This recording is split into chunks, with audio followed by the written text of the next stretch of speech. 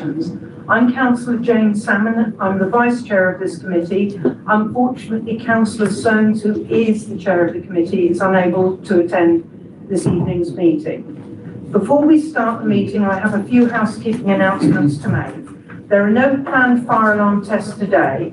If you hear the fire alarm, please leave by the nearest fire exit and make your way to the agreed assembly point, which is at St John's Churchyard of Druid Street. Council security staff will be available to direct you. The public toilets are located off the main reception area. There is a refreshment machine for use by members of the public in the waiting area outside this meeting room. Finally, please switch your mobile phones to silent while whilst in the meeting room. The meeting is being live streamed on the Council's YouTube channel. So if you address the committee, please do not disclose any information you do not wish to be in the public domain. Members of the public are welcome to film, audio record, photograph, or post on social media the public proceedings of the meeting. I'd ask you to please be considerate towards other people in the room and take care not to disturb the proceedings. If you are filming the meeting, please do not film the audience. You're welcome to use our free guest Wi-Fi at Southwark. No login is required. During the meeting, members of this committee will not access the internet except as it relates to the official business of the meeting. Send or receive emails, text messages, or post on social media concerning the business of the committee. I would also like to remind speakers to use their microphone when speaking, as only the audio from the microphone is captured on the live stream, and not to place their mobile devices next to the microphones to avoid interference. Have we received any apologies for the meeting? Yes, Chair, Councillor Pearson. And Councillor Nick Johnson as well. Oh, and Councillor Emmanuel as well is unable to come tonight. Please will the voting members of the committee indicate by raising their hands. The addendum reports and the members' packs have been circulated. Does any member wish to declare any interest or dispensation in respect of any item or issue to be considered at this meeting? No? Good. Can we agree the minutes of the meeting held on the 11th of November 2025 as an accurate record of the proceedings? Agreed. Thank you. The next item of business concerns the determination of planning applications. I would like to remind everyone of the committee guidance on the conduct of business. Officers will present the report, outline their recommendations, and answer questions raised by the committee. If present and wishing to speak, the following may then address the committee for no more than 3 minutes. One spokesperson representing any objectors to the application. By now you need to have identified a single spokesperson. If more than one objector wishes to speak, the time will be divided accordingly within the 3-minute time slot. Then there is the applicant or their agent, one spokesperson representing any supporters, and a ward councillor representing the area affected by the proposal. Each speaker should restrict their comments to the planning aspects of the proposal and should avoid repeating information which is already in the report. At the end of each representation, the committee may ask questions of the presenter. After receiving all submissions, the committee will debate the application and consider the recommendation. This is a council committee meeting which is open to the public, and there should be no interruptions from the audience. Finally, I would like everyone present to know that although this planning committee comprises of members from different political parties, we are not politically whipped. Our decisions are made in accordance with Council's planning policy and based on information contained within the relevant reports, together with the consultation responses and any verbal submissions made today. We will now consider the planning applications. If everybody, oh, sorry, Councillor. Sorry, Chair, I'm getting a strange echo. Yeah. Yes, is that okay? Is it recording okay? Is it me? It's fine online. I can't rectify it, but it's fine on YouTube. Okay, okay, is that all right? I guess it's a little bit annoying for me, but if there's nothing to be done, then there's nothing to be I done. can just turn off the in-room microphones. Okay. I could just do that if you want. But won't that mean that the online is not audible? We use this camera microphone. Yeah, let's give it a try. Yes. Is it just not possible to turn the camera microphone off? They're usually on. Is it possible? Oh. Okay, if it's, no, it's now turned it all off. It's not actually fixed the problem. Okay, do you want to turn the microphones back on? Because it hasn't fixed the problem. Sorry. Thank you. It seems like we have a speaker behind us, which is playing. Yeah, it should be disabled already. It's the first time that this has happened. Yeah. It's happened before, yeah. I think it's construction. Okay. Thank you. We'll get going any minute now. I've made the decision, and I hope everybody's okay with it, that we will do the application for the land rear 1949 Bush Road first, and do the other two afterwards. Is that okay? Right. Okay. We will now consider the officer's report. Thank you. Just check, I don't use it. No, it's you something can use it. use it. Yeah. You can use it. Thank you. Thank you, Chair. The application is for the demolition of all existing buildings on the site, which was last in use as a plant and machinery hire business. It is proposed to construct 3 blocks with heights of 2, 3, and 4 stories. And there would be commercial space, and the rest of the site would be purpose-built student accommodation, 106 units. This is the aerial view of the south, of the site viewed from the south. You can see my cursor there. The site is in the middle of this triangular site. To the east of the site, there are local listed buildings which are outlined in yellow.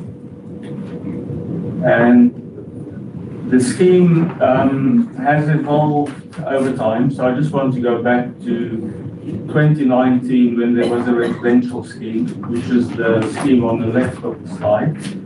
That was refused on viability and dwelling mix and was appealed but was dismissed. And the planning inspector didn't raise any issues regarding design or impact on the community. So in terms of assessing the current application, the 2019 housing scheme is a material consideration to be taken into account. And I just want to refer back to the pre-application process. You can see on this slide, on the left-hand side is the 2024 pre-application scheme showing its massing and footprint. And on the right-hand side is the current application where the applicant took into account feedback. Just want to run through the floor plans. This is the proposed ground floor plan.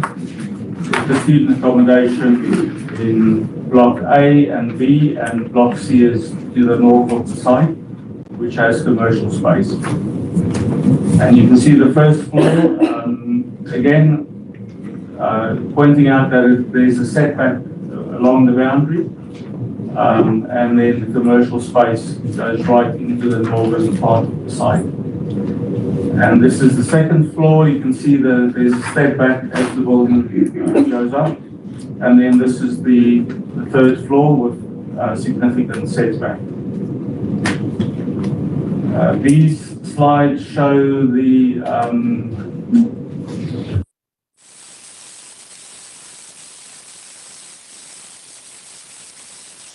it's useful just to get an idea of the orientation of the site in 3D form. That's a view from the south, view from the southeast, and a view from the west. Now these are useful in that I'll refer back to this when I talk about daylight and sunlight. You can see all the addresses are indicated on this slide. In terms of height, the maximum height would be just over 14 meters, and that includes the lift overrun. So you can see 4 stories. Block A is the highest, and then Block B is 3 stories, and Block C 2 stories. Now, Block C in the residential scheme was 3 stories in height. So this part of the scheme has reduced in height. And you can see on the lower part of this slide, that is the east elevation. And then from left to right, Block A, 4 stories, goes down to 3, and then for this progression on the right-hand side. We received 70 comments of objection and 18 comments of support. Now, the office of report details as in topics about 3.5 pages and summarizing the objections, but in short, it's the issues raised relates to land use, employment, quality of accommodation, design, ecology, crime, security and safety, fire safety, neighbour immunity, transport and highways, construction, flood risk, air quality, land contamination, light pollution, consultation, community impact and inequalities, and then other issues. Now, these are all addressed in the office of the report.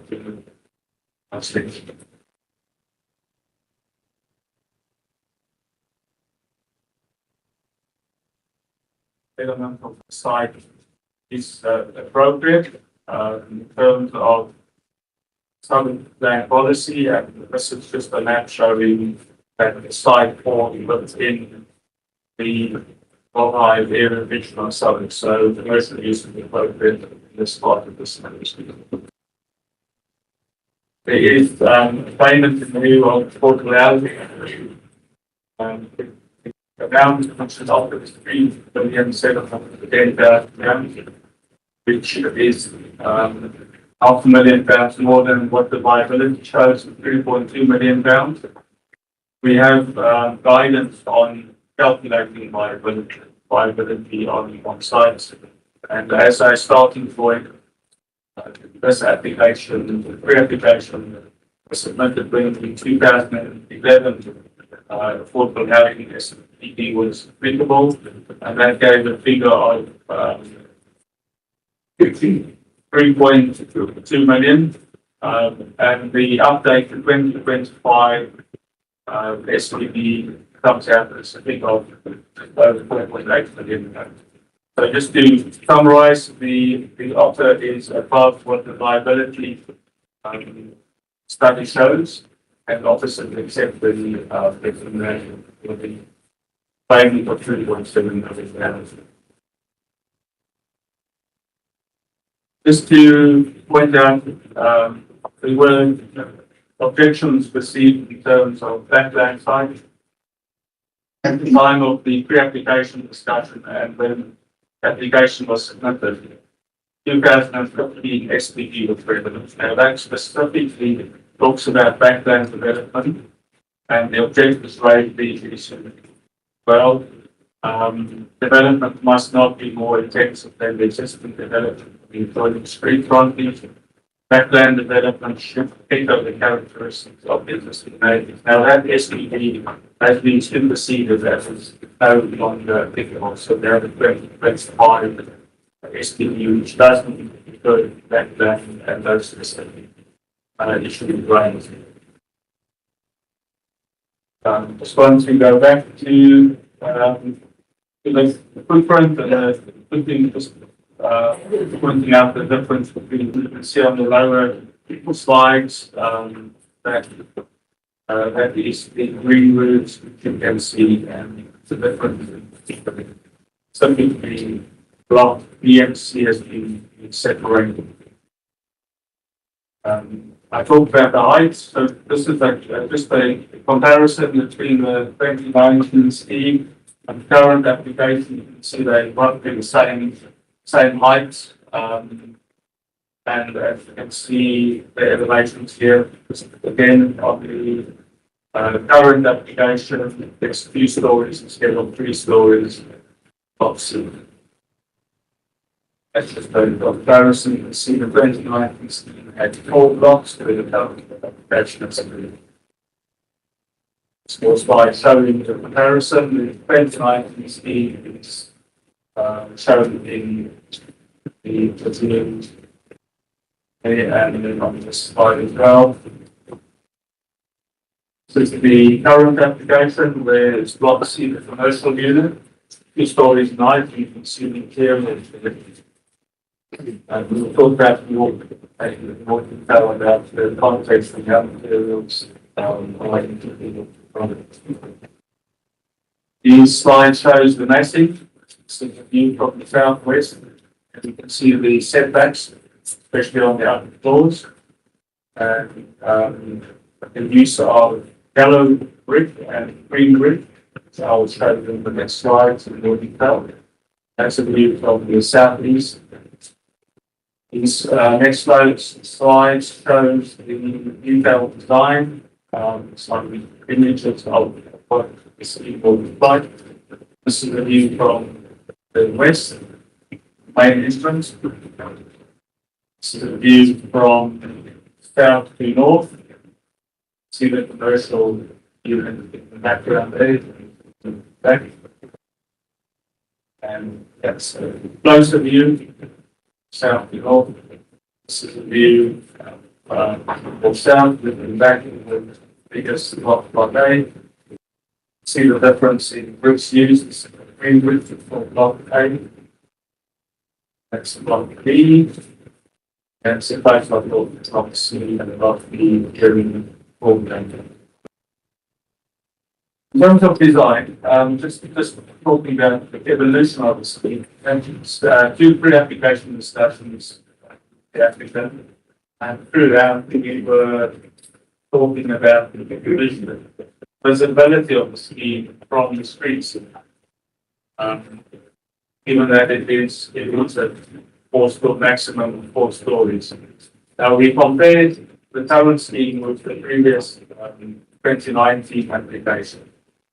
See these are views from the south, and just see the top of the proposed scheme there.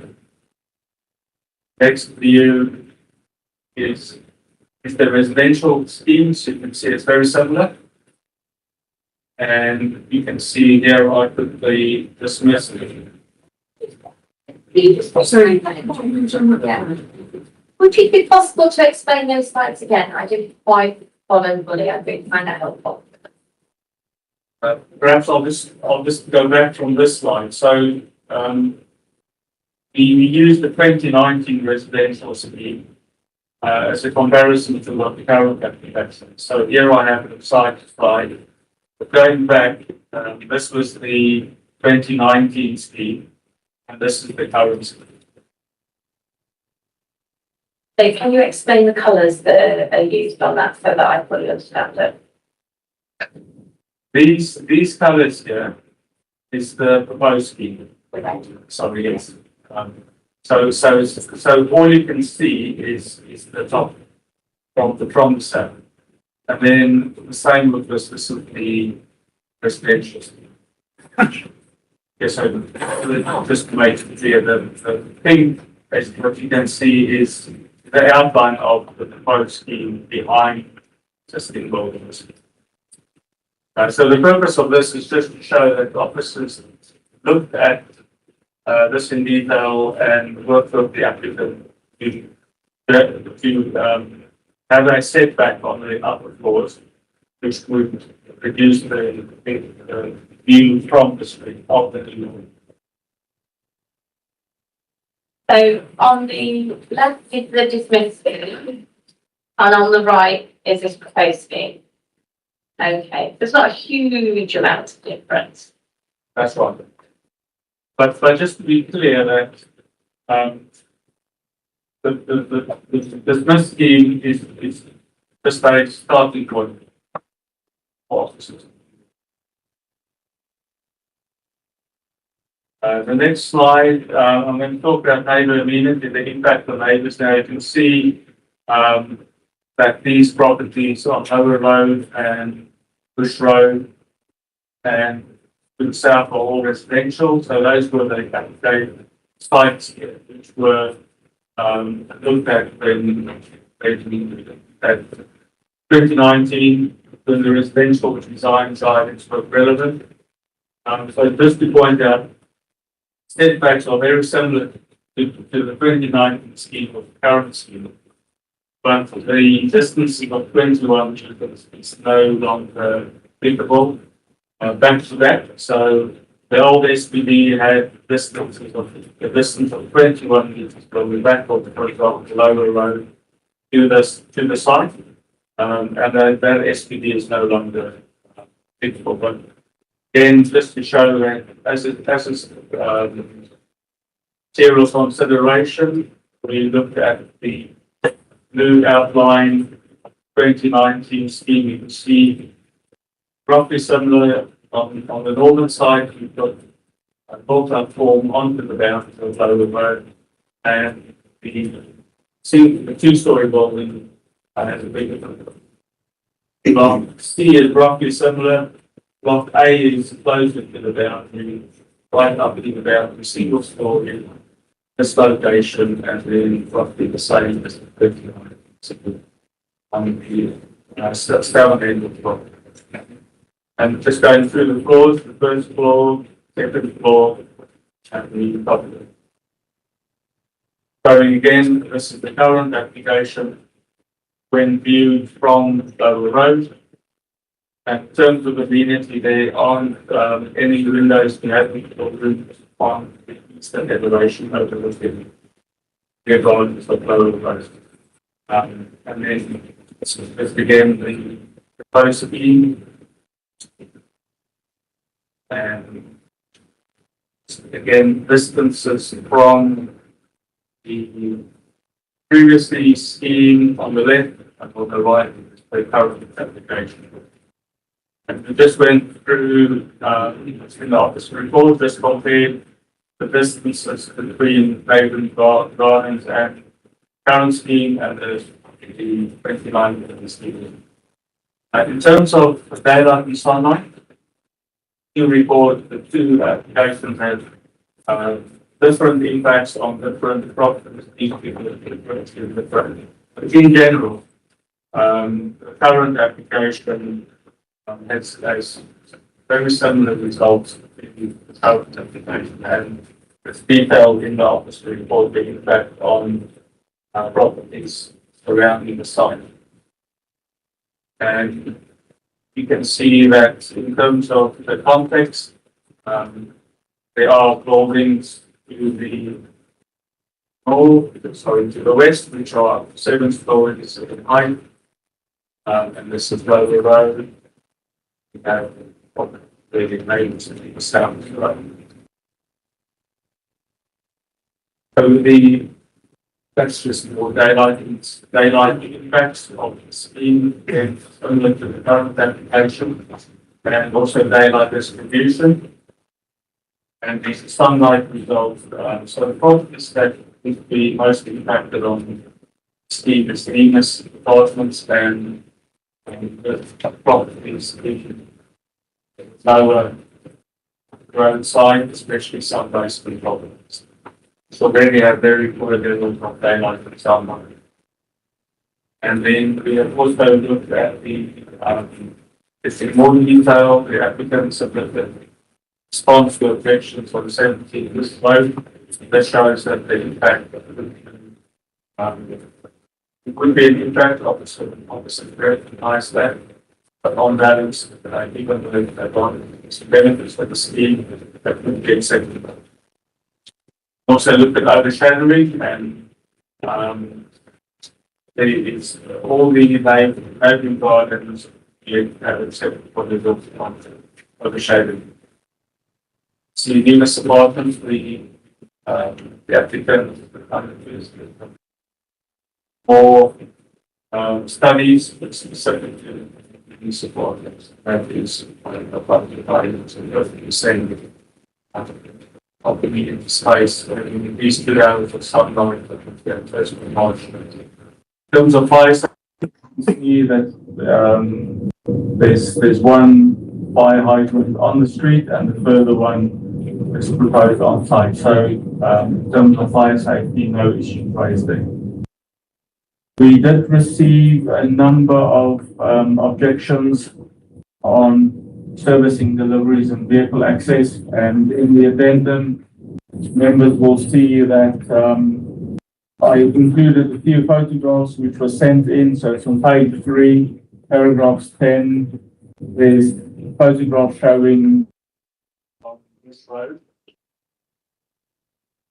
which is around around the Lion Corner at Westwood Street. Now, Westwood Street is actually in Lewisham. And the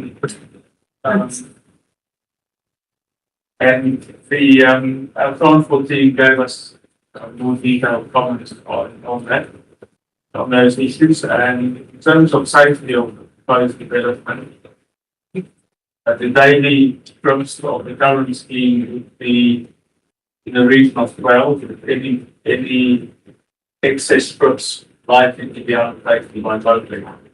This is a reduction of compared to the previous use of the site as a plant and machinery hire use, which had 63 daily trips. And now, even our transport team or I was the way to choose for transport for London traffic safety. It's a 20-mile-per-hour road, just to know. It's again showing the entrance to the site. So there were concerns raised that there would be queuing coming and going to the site, but pavement width is acceptable, and there would be main gates 5 meters wide, and there would be a pedestrian gate 1.2. And then on the following slide, you can see that this is adopted roads in purple. Southwark is in control of these purple roads, and then Westwood Road is on ground with that is my cursor is the main entrance, the secondary entrance, but that's the pedestrian.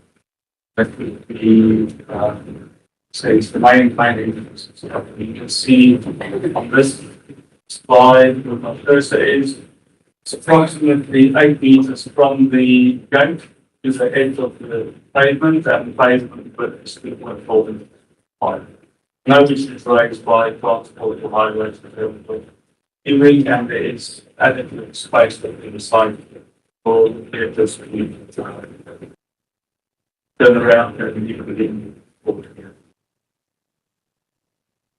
There was issues raised in terms of not providing disabled parking. Our transport team actually asked the applicant to increase the service made, but following discussions, it was found that one service way we had given site constraints. In this case, provision of flow or non-provision of disabled found in the place of and the reasons for that was that the public transport accessibility level is at the higher end of time, and it's close to Southwark Station, it's not the access and Canada operation of the and in mitigate the shortfall of disabled public deliveries, the department for that site, which both cycles. In terms of highway works, we are doing section 378 works in the legal agreement, which covers the following issues here. Flood risk, was raised as an issue, and you can see on this slide, the photographs sent in. It's a screenshot of a video which application sent in showing see the lower part, the basement here is completely flooded, and people are using buckets to bring the water. We consulted Thames Water. The officer report states that Thames Water didn't respond, but the addendum as the response, which was actually in January 2025, that they didn't face any issues. They do mention the discharge to the public sewer, and they also recommended some conditions and informatives, which we added to the addendum, and which officers recommend which should be subject to. But I unfortunately, Thames Water didn't explain or give any comment on the objections raised to the issue in flooding. I unfortunately don't know how that happens or why it happens or how often. And Thames Water yesterday an informant say that in terms of water pressure, they'd be able to provide 9 litre flow rate of 9 litres per minute. Some residents raised issues about not having water. And the resident also sent in a photograph of a letter from 7 that Leisure Centre 7 Island. Thank you.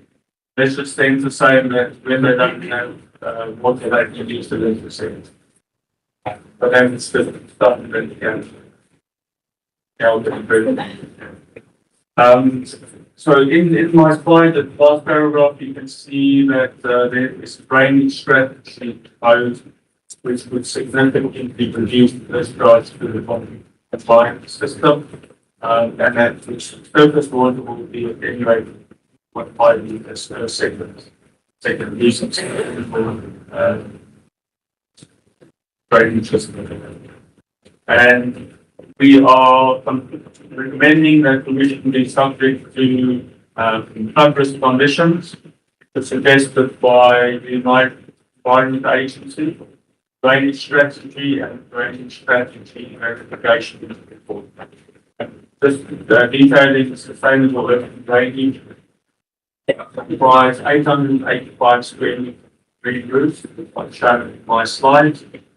On the back roofs of the scheme, 823 square meters of impervious pavements and 2,600 square meters of erosion depth. In terms of community involvement and engagement, we received objectives highlighting that there wasn't adequate engagement with vacant properties. But the officers looked at what the applicants have submitted and conclude that it meets the statement of community involvement and the development consultation charter standards. They use websites to communicate with many neighbours and multi-platform social media campaign, newsletters, and door canvassing in 2025. They also engaged with councillors. See there on screen, it's 2025. And in terms of the legal agreement that we are recommending, includes reference to the affordable housing payment in lieu of carbon offset fund of just over £27,000 for highway works, delivery and service management plan, one, exclusion of parking permits at the site of parking zone, and total financial contribution in 3,747,000. In conclusion, the benefits of the scheme would be local businesses, increase expenditure, 4,000 contribution, accessible routes, 116 roads, the reuse of a suitable brownfield site, reduction in flood risk by the use of sustainable drainage systems, urban greening, biodiversity gain, and reduction of industrial noise and pollution. It's recommended the planning permission be granted subject to conditions and legal agreements. Thank you. Thank you. Do members have any points of clarification they want to raise with the officers? Councillor. Also, I've got a long list. I'll see how far I go in case anybody else wants to jump in. So, first of all, I've got a couple of questions about the scale. So, the first one is paragraph 8 and 6 of the report sets out about the 2019 scheme and says that the planning application, the 2019 planning application, set out the maximum feasible mapping for the site.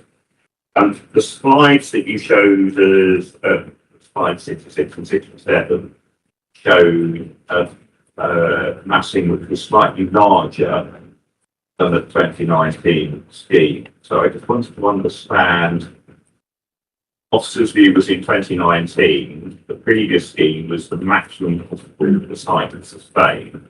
And albeit the margins are huge, but this scheme is larger than what we were told the previous committee was the largest possible build for the site. So I just wanted to understand that assessment a bit about why there seems to be this change of view about what is the maximum scale of development taking place in the site.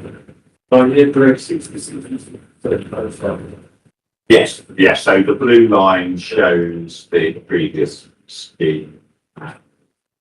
So I certainly on 66, it's relatively small, but it is larger, and 67 you can see that it extends further.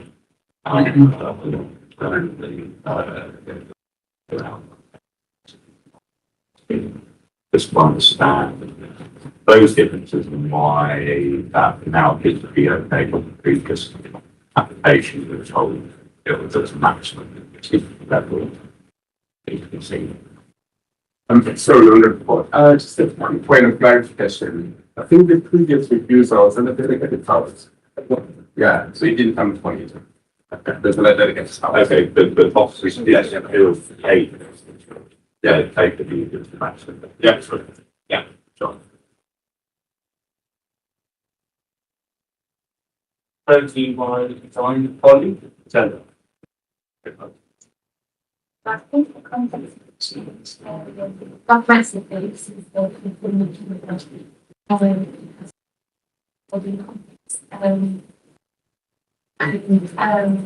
in terms of responding to the environment, I think when I then look at the site, it works as the location of the site works as for Thailand or background development site. You need to look at the context of the site and this in an island. Some of these individual sort of plots are being read as fine grained, but then you look at them from the street and from the transport views.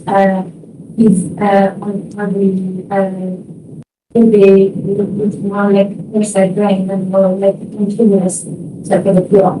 In that sense, I think it's comparatively responding, staying similar state, similar to that. So I think the subdivision of the overall has into readable language with blocks with this rectangular form of the site, and the layout of the site. And I mean, we have some popular artifacts here in the island. And I think this sounds positively to this layout. And this like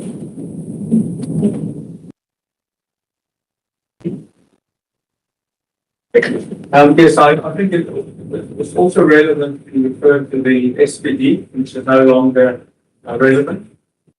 So officers were looking at specifically those three sentences I referred to in my presentation, of which I think the most applicable is development must not be more intensive than the existing development of the adjoining street front. So I think that was quite a consideration for officers to make that statement in the context of that SPD.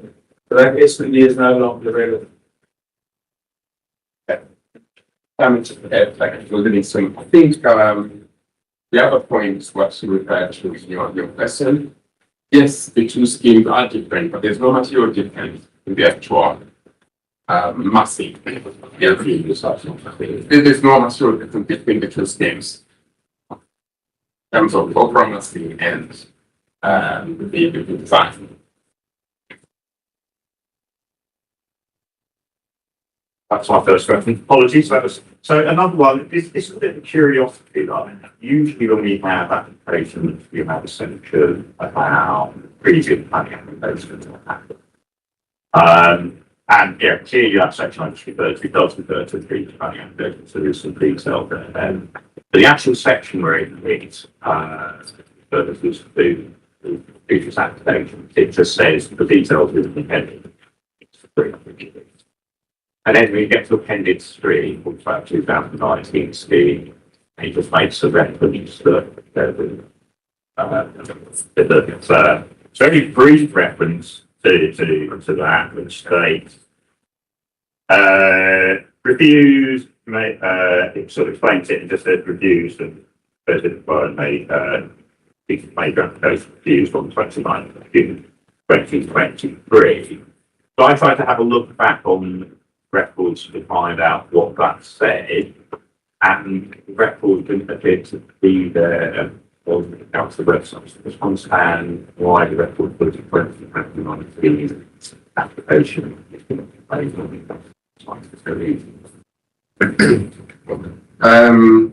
think that question is on the planning register, including the appeal decision. I think they use in the public domain. Could you check that? Because I will need to look it up and I can find it. I tried, and I'm looking for it going to the page was going through the website. So, but in terms of the app register, it have a check that. Absolutely. I think what the committee there has to bear in mind is that yes, once we have an appeal 2019 scheme, which was dismissed, we have to consider this scheme for you on its own merits. Let's not be sidetracked by the previous scheme. We need to consider this current scheme for its own merits. Absolutely. Yeah. So we just heard that the shouldn't be looking at the guidance about the fact that site because that's been superseded this year in 2025. Yeah. When it comes to affordable housing, what we seem to have in this report is something saying that the application came in before 2025, therefore we shouldn't be applying the 2025 guidance for affordable housing. So I just want to understand why using the up-to-date guidance is right, looking at a backyard site that is not right, looking at the one. Yes, I think that's a very good question. I think the viability situation has wasn't seen this last of the extension of that. The maximum viable contribution came up at 3.2 million pounds. And on the basis of the current SPD, They're supposed to have to pay obligation. But the viability assessment shows that they can maximum they can pay. Not what they can pay though. It's pretty like over here. So, but then there was this additional offer to meet previous estimate, which now you we consider as reasonable, given the worsening situation in the viability. But that's the rationale, that's reasoning. Thank you. And that brought me to the question of viability that we'll go out into. Thank you very much, Dennis, for that useful intro to that. So usually when we get schemed student accommodation, or certainly purpose-built student accommodation in any particular academic institution, then usually, not always, but usually there is student accommodation and affordable housing delivered on the same time. We have had, I think, only one case where we checked that, unfortunately, because it was determined by agencies that built on appeal. But in that case, the affordable housing contribution was in line with 2025. One of the things that we discussed with that application, I think that is discussing here, is obviously the in-route payment for affordable housing is not an automatic option that the developer can choose. They don't have the right to say, you don't know, affordable housing is fine, you don't make it paid. There is a sequential test set down policy. But first of all, they need to demonstrate that it's not possible to deliver affordable housing on site. If that's not possible, they then need to look at what other sites there are locally that affordable housing deliver that.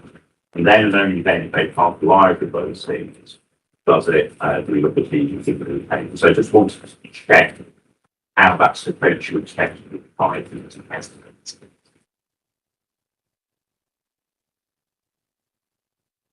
In terms of the issue of providing affordable housing on the site, I think it goes back to the fact that previous scheme was not viable, just housing. The applicant also in this case chose, in line with policy, to have a mixed use scheme. You've got your office use, which complies with policy.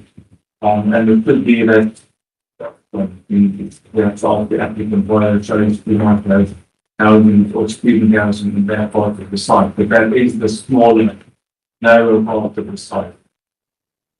And then in terms of, I think viability plays a big role in the evolution of the city. It was shown on the field that it wasn't viable to provide housing. And then we then looked at the viability process of the housing, the student scheme in front of us. And as Dennis said, when we started the process of the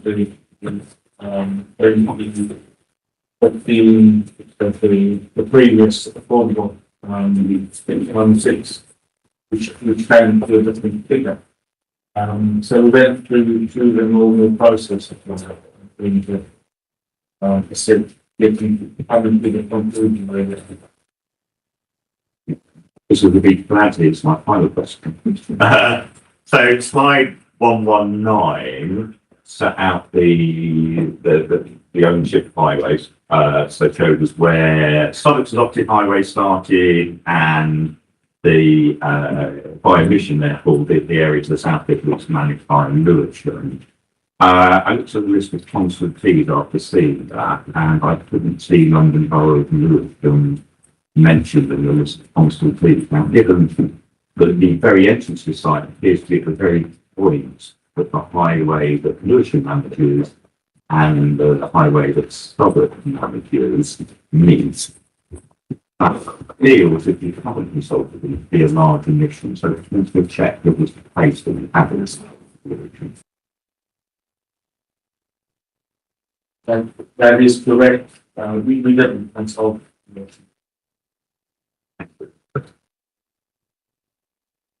Thank you.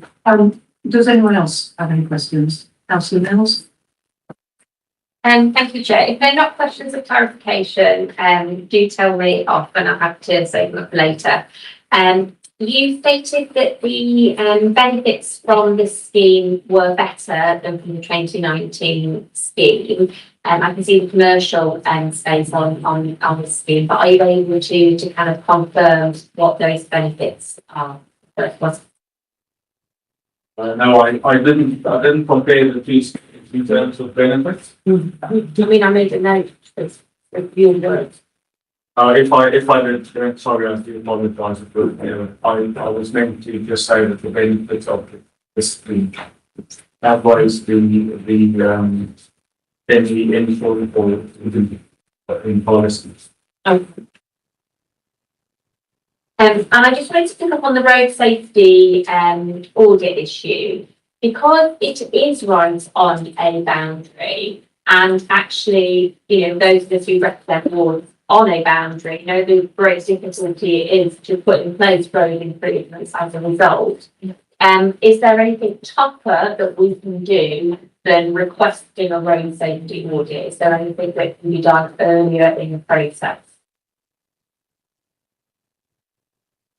I think we see the recommendation from our highway colleagues in terms of mitigating any potential future impact from this proposal. So if the audit requires stringent conditions, then that will be imposed. But it is the comment that we are going to take back to our colleagues in highways, that you are looking for robust measures to ensure improved road safety along the stretch of the border.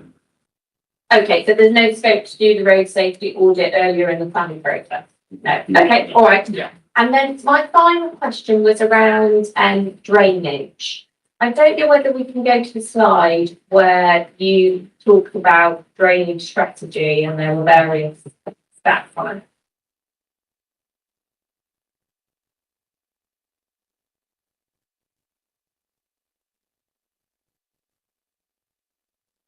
It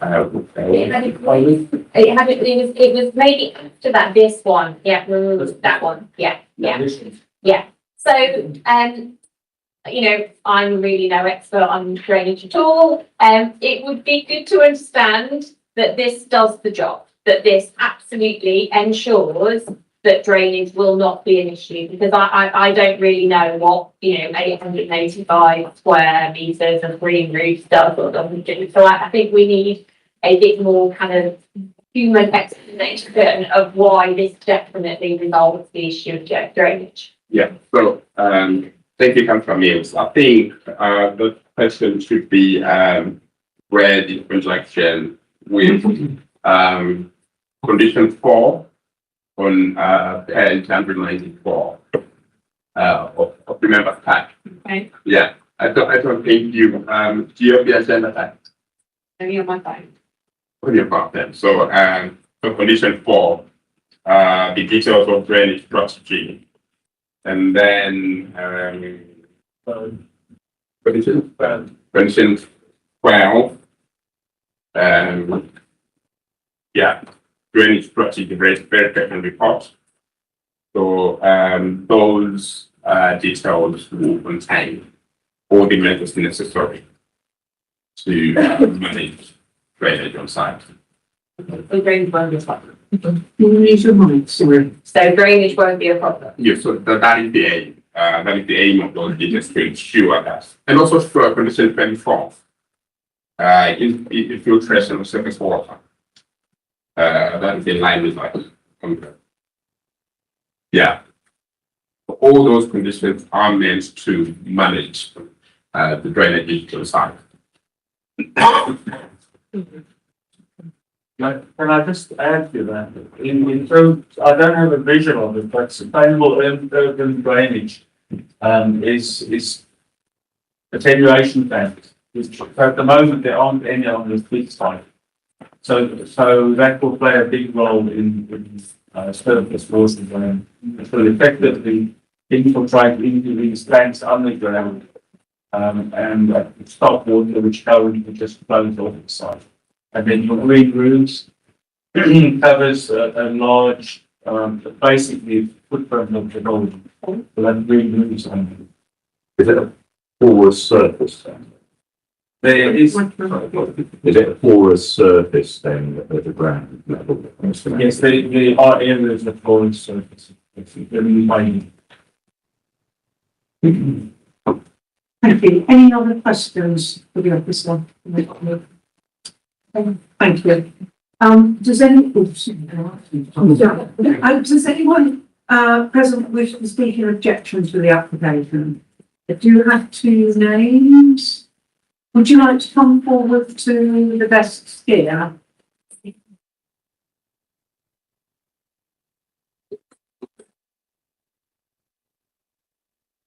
Thank you. I have Jeremy Marshall and Julie. Thank you. If you could just introduce yourselves and then we'll, my colleague will set the timer for 3 minutes. Thank you. Hello, thank you for hearing us. Yeah, we live on the Lower Road side of the development, and we consider this as a backland development. The site is relevant for development, but for appropriate development, we think this development is significantly too big, and we refer to the benefits of the scheme impacting being greater than the impact on the local people. Well, local people haven't really been consulted properly, and therefore there are some actual physical incorrect matters within the laid out sunlight report, because we had our own report commissioned, which is a submission, and you can see there the actual technical discrepancies between what our people saw, who came and looked at our place. No one's actually come in and spoken to us. No one's come in and seen we were shown in the video of the sewage. It's not drain water, it's sewage. 106 dwellings compared to 30. Sorry, I'm going 36. There's a lot more shit going into the pipes. Excuse my French. So, and that has a direct impact on our lives. We're having to deal with that. Daylight and sunlight report. There is a significant impact on the community for us, and for all of us down the eastern side. The development's been brought close to the boundary and is a blank facade. So I think I've over to you, sir. I live on the Haddonfield estate. If you combine with William Evans down to Star, John Burns and Sutton Dunn. William Evans has approximately 35 flats, 2 bedrooms, 120 residents. Albert Star, around the same 120 residents. John Brent, around 60 residents. That's a total of 300 residents who have to suffer consistent low water pressure, which prevents us from accessing water. So it's over 300 residents, no access to water, no hot water, no heating, because it's not on district heating, no ability to flush a toilet, no ability to wash, no bath or shower. So the letter that was sent to those residents is a when this happens, not if. You can use Seven Islands, which obviously is now closed. So you have 300 residents who have significant impact on their amenities, and this development significantly affects them. So 300 residents are being affected by this. Your time is actually up. I'm happy to bear with me. Do you have anything further you'd like to add? Yes, I will. Thames Water states in their report that they provide a 1 bar. It requires 2.3 pressure to supply the water to Haddonfield. So we will have an increased loss of water, increased regularity in loss of water, and increased time without water in the duration. And I'd be delighted to take questions on the consultation process, the sewage and flooding risks, and the daylight and sunlight impacts. Thank you. The councillors have questions. Councillor Livingston. Yes, thank you very much for your presentation. Just on that last point, Ms. Arms, I just wanted to follow up. You were talking about the suggestion that was made that if water pressure was too low for people in flats and cabin fields, they were told to go 579. So I hope that would also be available at a new leisure centre. But obviously, they're not next door to the estate. Can you tell us roughly how far that distance is? Yeah, it's approximately a 10 to 15 minute walk, but obviously that's for able people. It doesn't have to take into consideration vulnerable people who are carers to actually get them dressed and take them to the leisure centre, to then undress them, to wash them, and then to come back. And obviously that has an impact on the ability to work, especially for two people who do not work normal working hours. Thank you. Thank you, sorry. Can you just have that, sorry, who was it who offered that you would be able to have access to the leisure centre? So this was a letter that we received from Southwark Council, because we have had obviously issues with the low water pressure for quite some time. It is a number of years. From my emails, it's dated back to 2017. Some of them were actually referred to with Councillor Livingston when he was the cabinet member in 2017, and it has been ongoing since then. But it's the Thames Water who reduce the water pressure which affects the residents. Thank you. Any other questions? Yes. Sure. I wonder if you could speak a bit more to the daylight and sunlight you've mentioned in questions on it. I'm interested in particular in your alternative survey that you said you commissioned on the previous to more details on that and how it differs from the officer's report.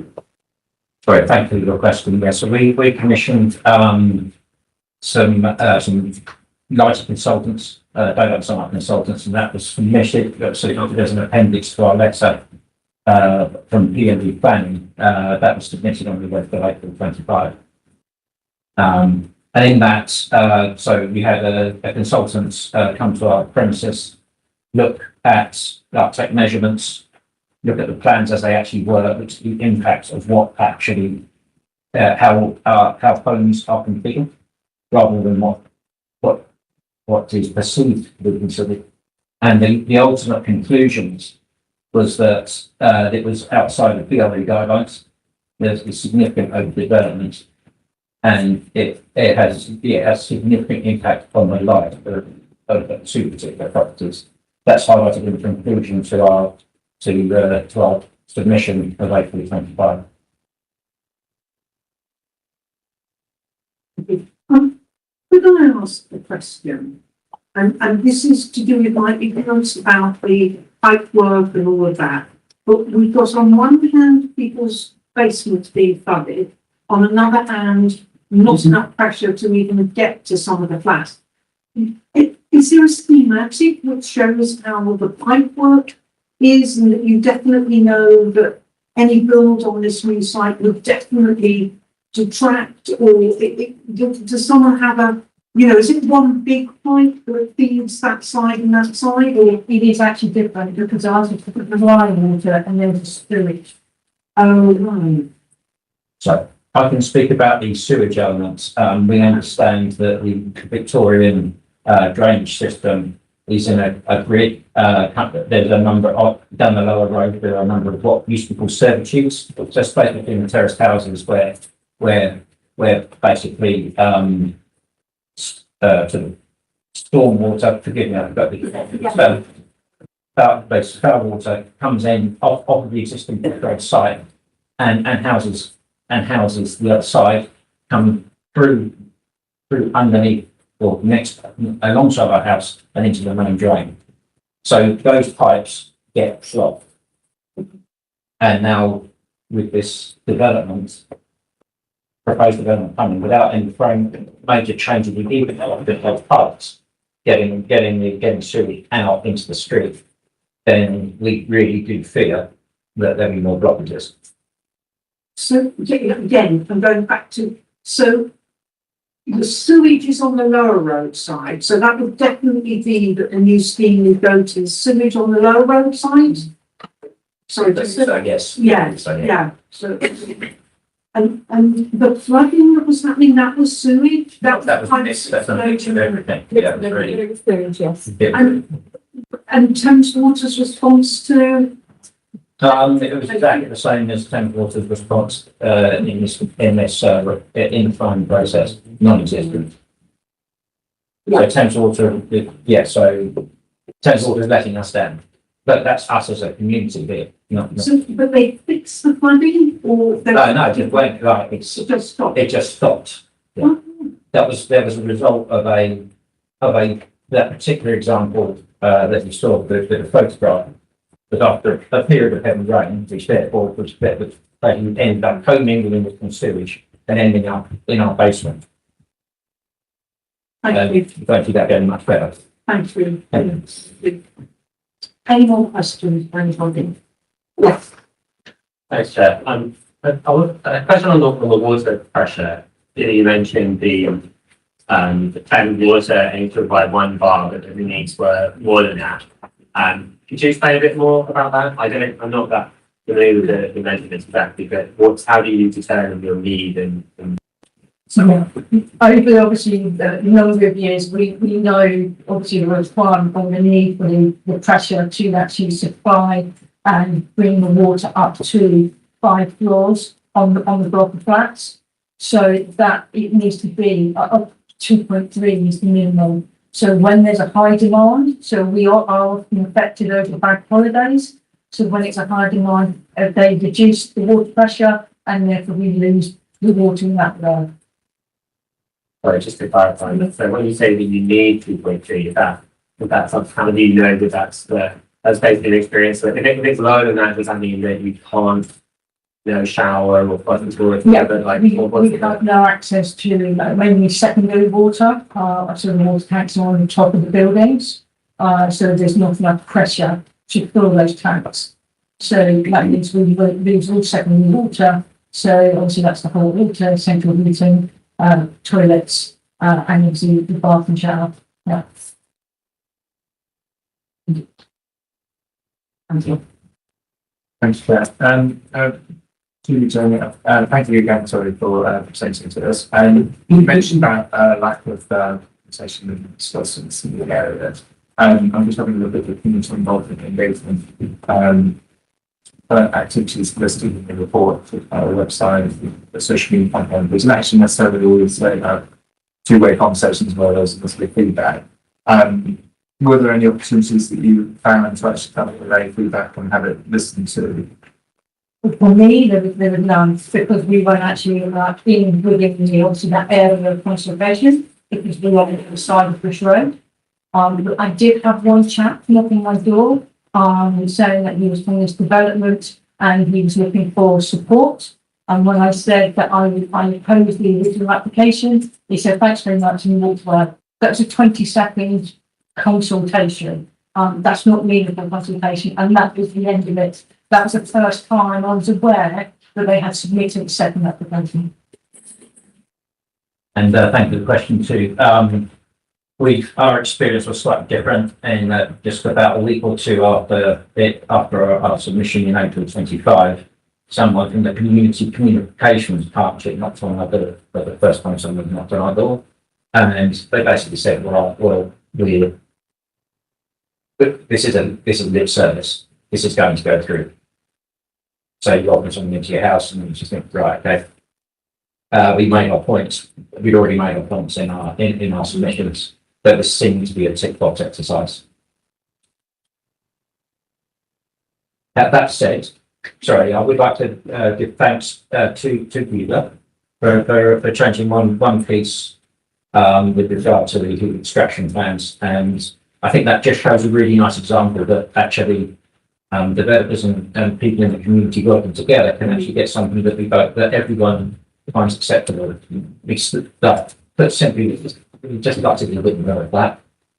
Actually, know quite a lot more of that. But that's why I'm really grateful. They listen to us, and we're really grateful.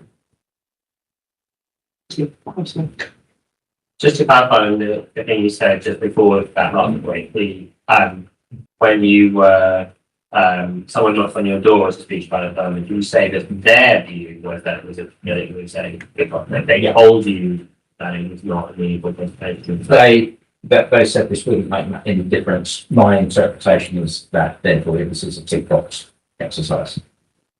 Okay, thanks. And then you also cited something that was a meaningful, like, response to feedback. And what was the structure of consultation that enabled that? It was just literally looking at some resubmitted plans. One of our objections in our letter was about some heat pumps that were going to be right. We were staring right out to the window of our back door, and had been moved to the side of to a different side of the array. But, sorry, and how did you provide that feedback exactly? Oh, we provided an objection. In our objection, you said we object to these pumps being here.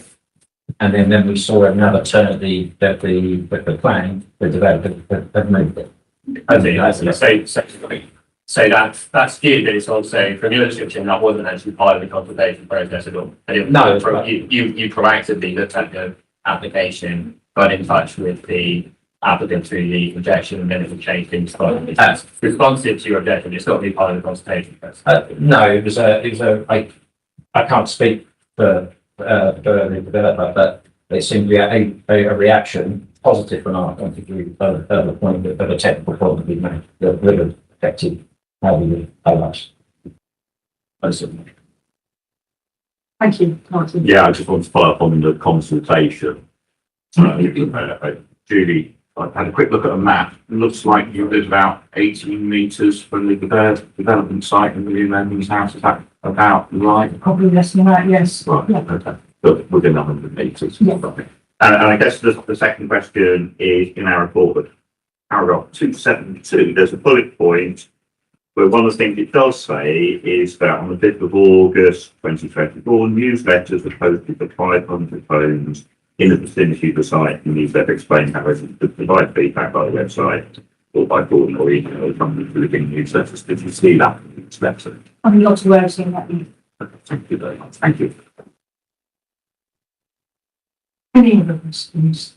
No. Thank you very much. That's appreciated. Is the applicant or the agent of the applicant present? Would you like to,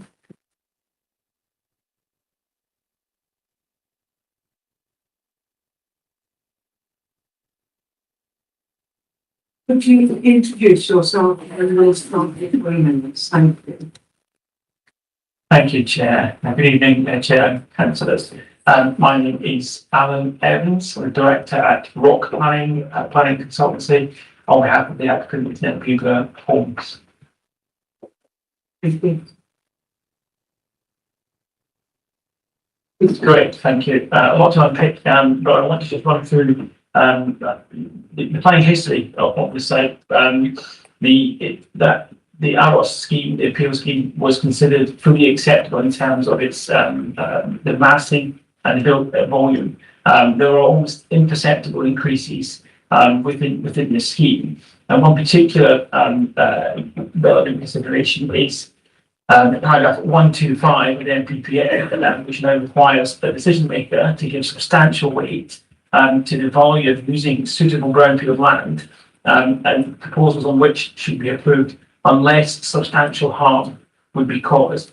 That test did not appear and was not relevant in the determination of 2019 application. The previous consultation, of course, goes on before a round of engagement with the community. At this time, there was consultation undertaken in the previous planning application, which has been a live prospect of varying degrees for over 4 or 5 years now locally. Again, students and the benefits students bring to a local area, many make their homes in the area, they contribute to the third sector as well. The scheme itself is doing some serious heavy lifting in terms of affordable housing provision and delivery in the borough at £3.7 million. Compare that to some current live schemes that I know as officers and authority grappling with Peckham Shopping Centre, the Canning Water Master Plan.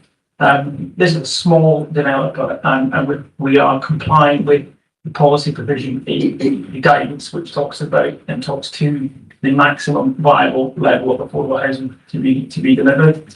There are a few technical points very quickly to run through if I can.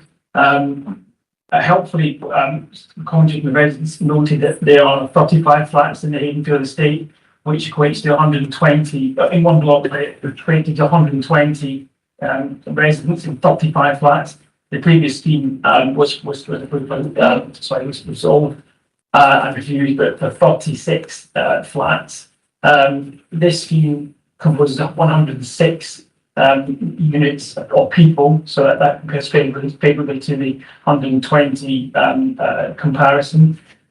In terms of surface water and foul sewage, there's clearly a bigger. We can see some of the distressing images that as a result of runoff of flood water, where the combined flooding drainage cannot cope. Because you've got partly. You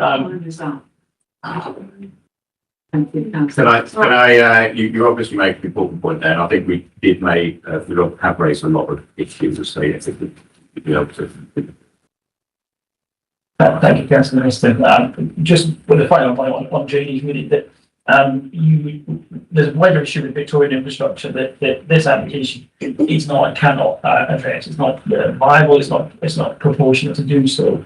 But what I will say is the site at the moment is Victorian hard standing and areas of concrete. It is impermeable. It's solid stuff. It's the entire site. What the application is proposing, and just to put it in comparison, the current runoff rate of surface water which pours into the combined sewer is 50 litres per second. The application will propose and will deliver a runoff rate at a maximum of 2.5 litres per second. It's a huge decrease in surface water, which puts a far element betterment into the local sewage system, which is why, as a technical design team, we have to go through these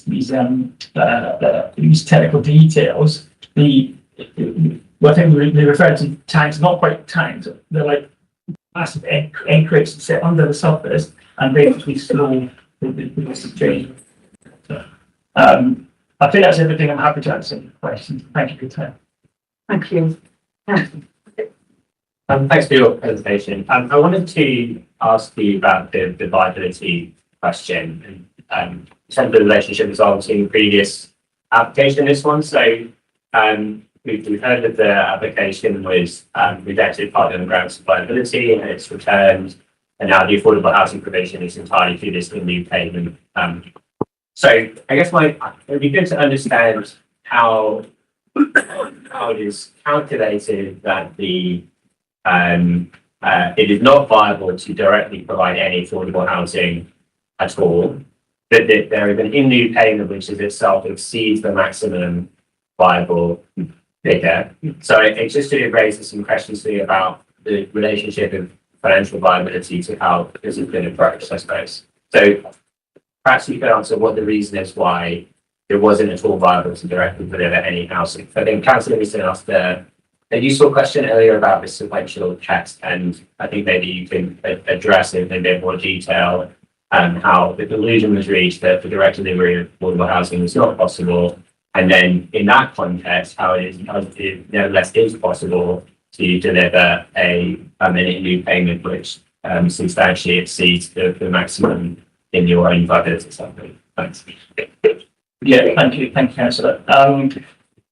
The provision of on-site affordable housing comes with it the requirements that any housing is required to comply with policy. So that includes adhering to fire regulations, providing balconies, external amenity space, providing in some cases additional wheelchair car parking. This is a relatively small site with a singular access at the southern end. And it's an established decision-making sort of process or team that has come through the decision-making process with officers and your fellow councillors in the last 6 to 9 months in terms of understanding the provisions within policy P5, which is student accommodation policy, and then which falls back to policy P1 in the New Southwark plan, which talks about and speaks to the practicality of delivering physical affordable housing alongside the main component of the scheme, which is student accommodation. I suppose if I wind the clock back to the planning application for 36 flats, the appeal was dismissed on the basis that there was insufficient evidence that the proposed level of affordable housing on site on that scheme, it wasn't demonstrated to be unviable. That doesn't say that equity figure is automatically viable. It's that the inspector in that case and the evidence before them was unable to justify an approval at the 12% affordable housing on that previous scheme. So we have a scheme that has hit the buffers in the first place in terms of whether or not a housing-led scheme with a component of affordable housing can be delivered. The alternative then is to look at a different housing typology land use, which is more efficient, and in particular doesn't need 2 separate cores, which again you would have for an affordable core versus market core on a small site with a small, relatively small footprint. All that links into these spatial requirements into the art of the possible on the site, and I'm sure if we built taller, you could deliver a scheme that had enough affordable housing and private housing, market housing, and or PBSA. We don't have that luxury on this site. We know the scope and the parameter of what the acceptable likely massing is. It's been rehearsed in detail by both officers, by the planning inspector, and then subsequently by officers again, including the design team. So it's a long way of saying this.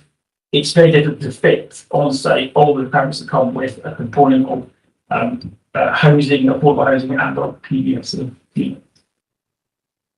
Sorry, I know you're about to point. I'm second point here. Well, let me ask the part because I think it will come to the second point I'll ask. So in terms of the viability, the Indian payment exceeding others, which is probably what you're about to go on to. But I just wanted to look at the line in the officer's report, which was also in the presentation blog. It's in paragraph 77. At the end of that, it says the applicant acknowledges that the figure exceeds the maximum viable provision, but considers that the development may still be deliverable if market conditions improve. Are we to read from that the applicant's position or the legal position at the moment is that without an improvement in market conditions, this is not a viable development? No, councillor. That's a summary point in the officer's report. It doesn't necessarily reflect my position. Financial viability in town planning is assessed in broad terms using a benchmark profit level, which has been rehearsed. National guidance said it should be between 15% and 20% as a profit of a percentage of profit on the development value. That's been rehearsed and tested at multiple appeals. So if the benchmark is set there, what we've said in this application is we can reduce the acceptable development return by a marginal proportion that allows for an additional, in this case, it's £500,000 additional over the maximum viable level if you are considering profit level at the 17.5% figure. So it's effectively the developer says we'll take less profit out of the scheme, less than what has been established at national policy, which allows us, it's a commercial decision, allows them to make that decision because we want to deliver the site with a reduced profit level, but with the benefit of equating to that 45% equivalent on the payment calculation.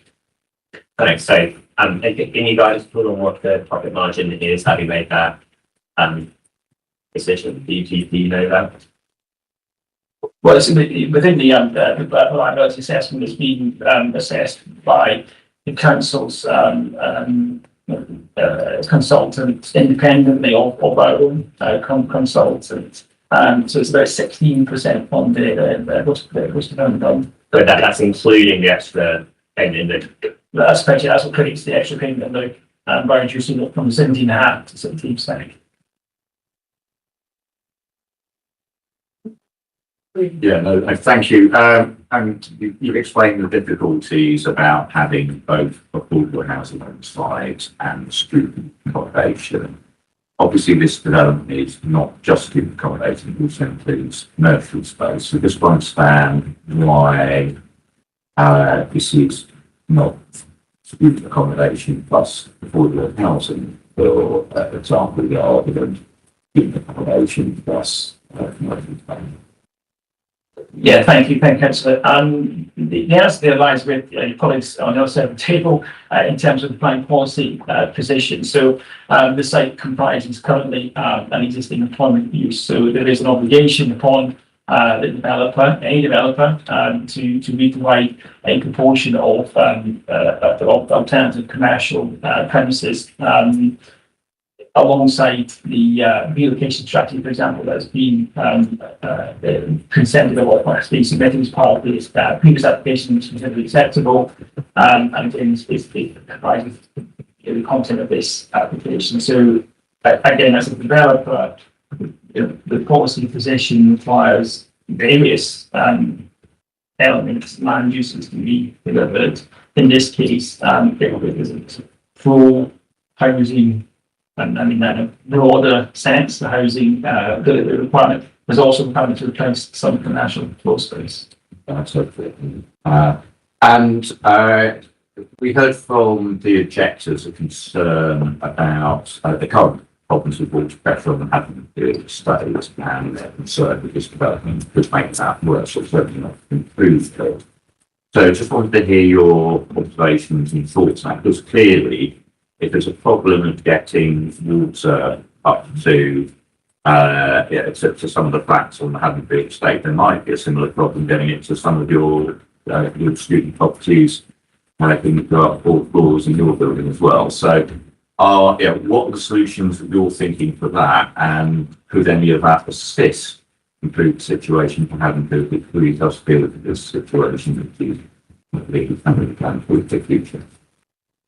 Yeah, thank you. Yeah, possible. These, as I mentioned, I sympathise with anyone living anywhere in the world has a right to fresh water, for drinking water purposes in particular, and also for pollution and other aspects.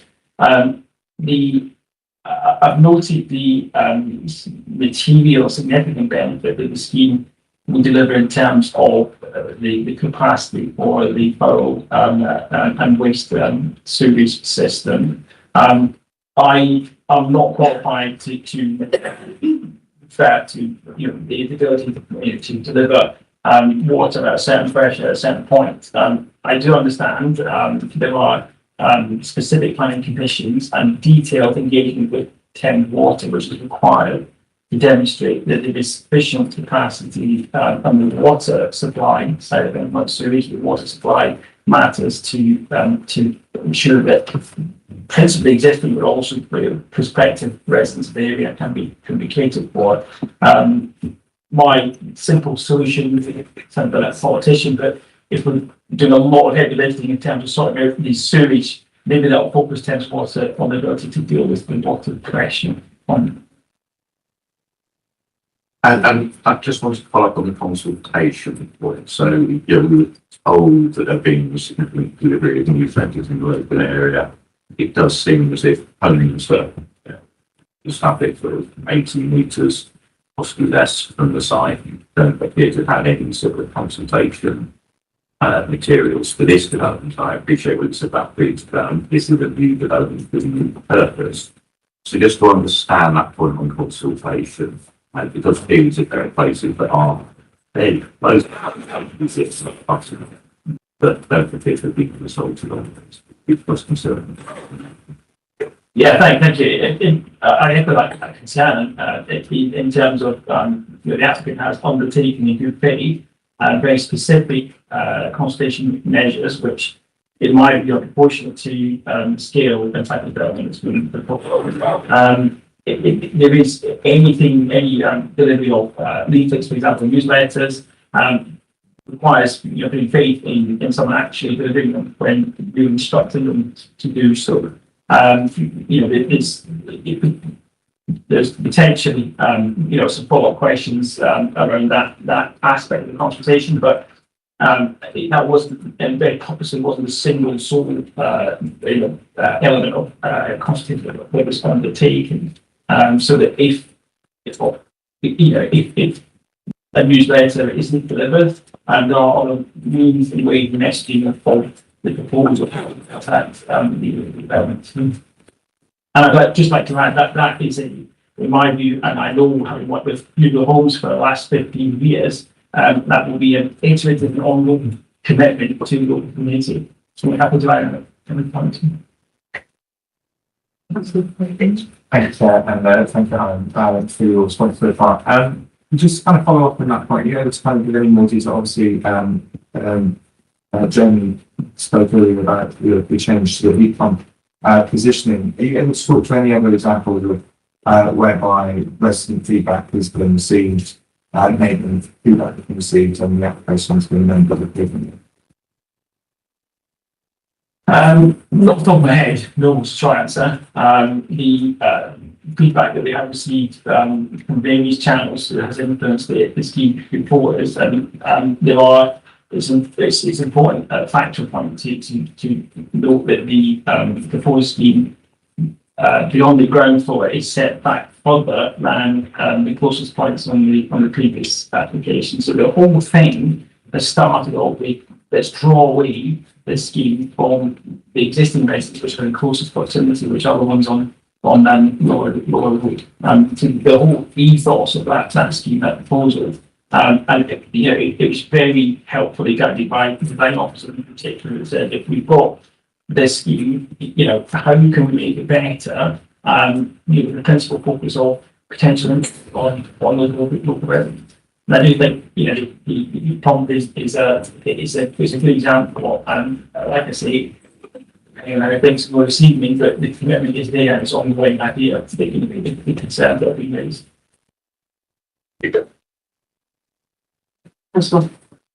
On the consultation topic, one's asked everything about the door-to-door canvassing. It's the objectives had experiences with this, which you can see like it was not a real consultation method. I wonder if you can speak about what those interactions are like, what the intention was of the nature of the consultation that would occur in the door-to-door canvassing, which I presume would be looking for supporters or anything like that. But I'd be interested to be just more detail. Yeah, thanks. So I wasn't personally directly involved in it, nor was my company. It's a separate organisation that undertook that. I think it's a difficult job from both sides for someone knocking the door unexpectedly, but also someone asking questions. A bit of feedback about carrying on. It is a difficult job. I cannot speak for either the residents or the specific members that were undertaking the consultation process. I don't have any details of those very specific conversations.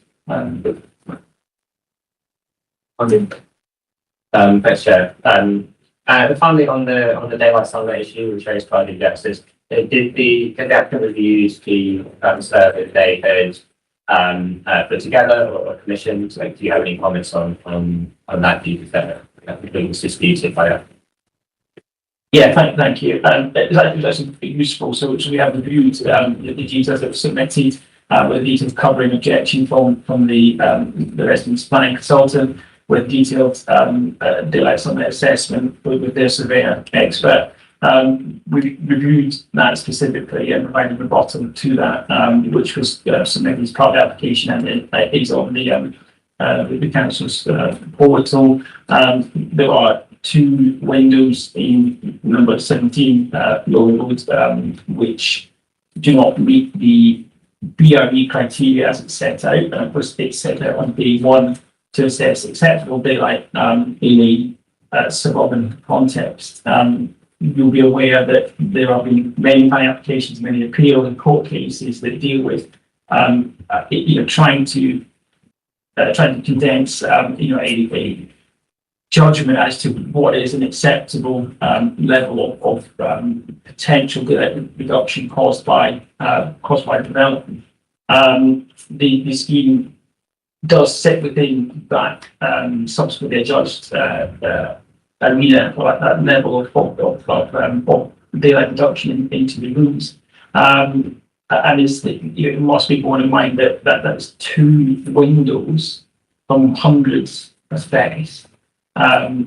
So as decision makers, you need to respectfully have to view the level of transgression in that context. And I would point out our percentage reduction is of course affected by the fact there is nothing of very little apart from the existing large brick wall between the boundary properties and one or two buildings at the northern end. There's open sky.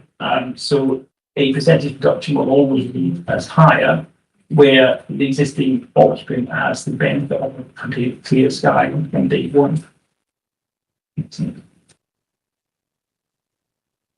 Okay, thank you very much. So if anyone present live within 100 metres of the development site at which has been in support of the application.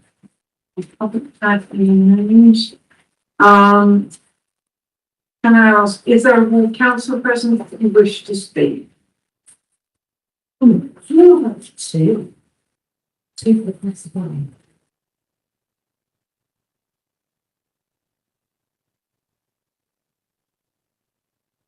Thank you. If you could introduce yourselves and then we'll start for 3 minutes. Thank you. Good evening, everyone. I'm Councillor Bethan Roberts, Councillor in Rotherham. And Councillor Catholic and Councillor Rotherham. Thank you. You got some? Well, first of all, I'd like to start by thanking Jeremy and Julie for their contributions this evening. It is a reflection of the conversations that we've been having on the door with residents of Lower Road, Bush Road and the Haddonfield estate. There's obviously a lot to unpack in the presentation that was given. I do think that we are probably going to run out of a bit of time, but just very quickly, we've got a list of things that people might want to ask us about. First of all, the traffic on Blind Corner resulting in accidents and really narrow entrance to the vehicle and one way at a time. The fact that it's a background development and if the new SPV different arrangements I'm sure will be able to distance from living rooms overshadowing the gardens. Overlooking an overbearing development. Thames Water Vessel comment, surely we should challenge the water shortage and state of sewers, consultation with neighbours and the doing of the floors, general discussion or workshops, etc. The 35 units now 106, 54 living together. Not the same sort of development. We use fast and therefore no precedent set by the consensus. Any sort of consensus on any scheme. So planning gains for NGO people. No, not the government has red card benefit to housing in the league. New badge fire appliances, building oil, all of the learning and fuel them together. Commercial units of little or no benefit to local and the pavement reality expenses may be lost and with no possibility to I think it's not. You do it all. Thank you. Any questions for the councillors? Thank you. Yeah, I just want to pick up particularly on some of the points that I sort of raised earlier. So I particularly want to hear about the consultation point and what your experience of consultation with the applicant. Well, they have consulted definitely. We've gone through, it's two, calls. And I've had it somewhat with it. But it's always, trying to persuade them what they need to do, rather than saying, what do you think? Are there any problems? It's, oh, well, we can get round it. It's no any, constructive, ways of talking about, for example, the traffic. I am very concerned about the traffic. They dismiss it all with less vehicle movement and all the. But you're talking about one way in, one way out. There is no possibility of two vehicles going together. So there's also a gate. So if somebody's not manning the reception, when people will be waiting, bang, bang, bang on the horn, get in. It's very chaotic kind of ancient connection. And to say that the signal is concerned, well, that they can turn possibly if there's nothing else for inside. But as soon as one car or somebody parks or leaves their lines on all over the place, then they won't get, because it is literally a turning point, only just different. I'd just like to add to the traffic point that Councillor Wilson's just made. Actually, that is a blind spot and a blind corner, and we have dealt with, but because there are many times that poor wall has had to be rebuilt coming around that corner, and I recognise that the officer said that it is a 20-mile-an-hour speed limit on that wall, but on that road, but actually there was no indication of how many accidents there'd been on that corner. I mean, the lack of consultation with Lewisham Council is quite frankly outrageous. The fact that we haven't, Bestwood Road is half in Lewisham and half in Southwark, but the fact that we haven't even been able to consult with a neighbouring borough is quite frankly, it's worrying. So we have no detail on the accident rate in that area. I mean, the latest was on the 27th of November. And we've dealt with hundreds. And the reason why it's always really necessary to have a wall that gets broken is because people come round that corner if somebody stops right on that one corner, so they swerve across the road and hit that wall.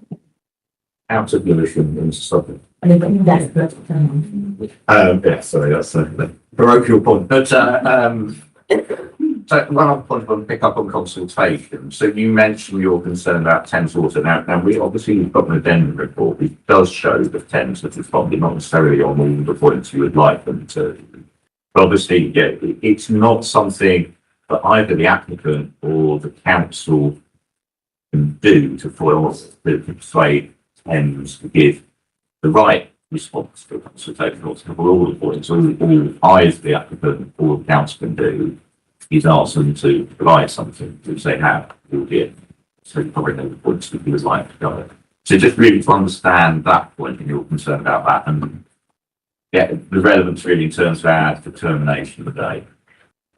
I think, well, we haven't seen the addendum to what you haven't had project. But they've been talked about permit, we do, you have to have a permit every year. If it's a rolling contract, you don't need to permit. I don't get planned for it. Yeah. I think, and water and such a precarious position now, then the time is right to attack and say, why aren't you providing this information? If you turn with planning application. Probably slightly outside of. As town council, as council Britain said, the fact that Thames-Water can even be involved to, give a response to it. They know the issues and it's been done nothing there. And I think we've done up it a couple of times, and there has been an ongoing issue with that drain water, the dirty water coming up into people's homes and onto the street. So I think the fact that Thames-Water are probably not putting their hands up to that one, because as with all these things, they keep trying to push the problem around. So the fact that they haven't come up with any solution or recognise that there's an issue, I think is a bit of a problem. In terms of the water pressure on the Haddonfield estate as well, whilst I recognise what the agent, the developers said, surely that someone's looked at how they're getting water into the site, because it's currently not a site that would use a lot of water, so they must have had a look and have some idea of where their main supply is coming from. So to say that they haven't had those discussions yet, it doesn't quite sit right. I mean, obviously, we have to take on board what we have, not what we'd like to have, what sort of feedback. I know a little bit about flood risk from a couple of years being on the Thames Flood Mitigation Committee, and actually the response that we got, I think, from the applicants that we heard about from Thames Energy, like tanks and the water surface and the green room. Actually, I thought convinced me that might not resolve the problem, but probably makes the issue better than they are at the moment. But obviously, you know the site better than I do, so I've heard their explanation. I can understand from what they've said how that might well improve things from the current situation. To understand what your concerns are, just in case like something, there's things up, but I don't appreciate that side of my bit.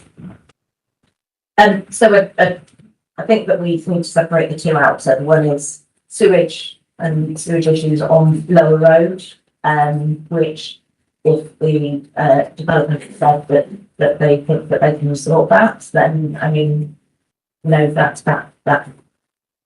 seems to be what they're trying to say. But I think that then there's the water pressure on Haddonfield Estate, which is different, and any impact on the water pressure for those residents on Haddonfield Estate is going to be huge. I mean, you're in a situation where this water pressure is going off. Well, at one point it was going off weekly, and people on the estate weren't able to use their facilities in their homes. They were having to use public facilities, and that's just not an acceptable situation. And I don't think we've seen any evidence from the developers about where they will be getting their water, and if that will have a knock-on impact on the Haddonfield estate. Thank you. Thank you. Any other questions? Can I ask one? It's going to be a bit of a meaning, but as you are the local councillors, and as these issues that we're bringing up now have been going on for years, what have you done to speak to Thames-Water or to Lewisham about accidents? And what has been your response to you pressurising? Because this is not something that is going, you know, if there is a new build, there's still going to be problems on the estate and patches on the blind bank. So can you explain what you've been doing or what you are doing to? Yeah, so we've written to Thames Water to ask them to resolve this issue and certainly look at the issue. And in fact, separately, we've written to them about both issues. You've asked them for an opinion and didn't receive anything back. That's the same situation that we've found ourselves in. So getting an answer from them is very difficult. They have again tried to push the buck on Haddonfield estate situation. They tried to pass the buck onto the council, but obviously the council is not responsible for the water pressure coming into the estate. So we have tried in terms of the accidents, because I don't think I haven't spoken to Lewisham, but I'm not sure that that's my place to speak to Lewisham Council. I think that would be the highways team, and they have been made aware of the issues. They know about it because that wall has to keep on being rebuilt. Okay, so you've spoken to highways and asked them to speak to? Yeah. Okay. We have raised it with highways. Sorry. I was going to say that we have regular meetings with highways because the traffic on the highway is notoriously bad. We get varying degrees of choice and wishful thinking. And we tell them sometimes that certain roads are closed. We say, okay. We don't often really know the full extent of what's going on the ground. Okay, thank you very much. No, thank you. I was just going to add something about the affordable housing provision. On the slide that we were shown, is it possible to get that back up? Quite early on in the document, you know. The slide with the in lieu payment. Yeah. 3.7, 3.2. So I'm just interested in kind of like wondering why it's not 4.8 payment. 61, I think it is. I'm 61.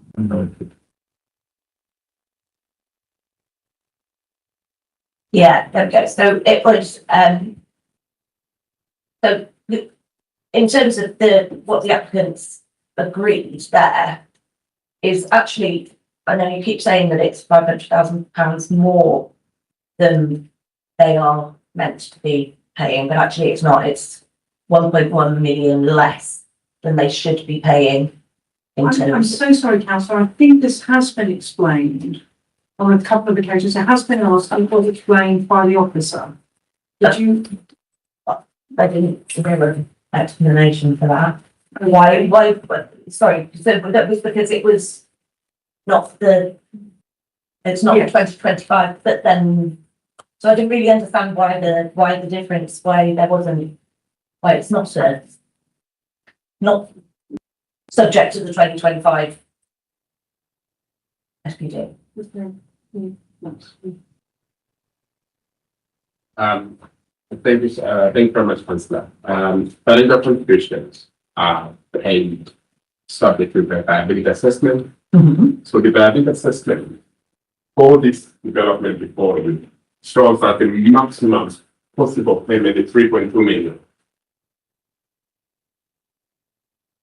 That's what the viability assessment is showing. But as the applicant was explaining, they are willing to reduce their developer profits to increase that contribution to 3.7 million.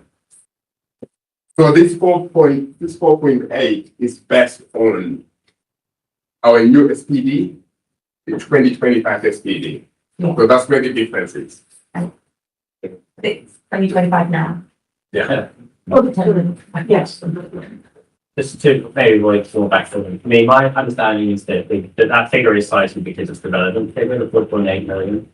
So it seems like a reasonable objection to be made by the Lord Council to the concern they have, which I think is the context in which they were raised, and obviously the explanation as to why that figure was lower.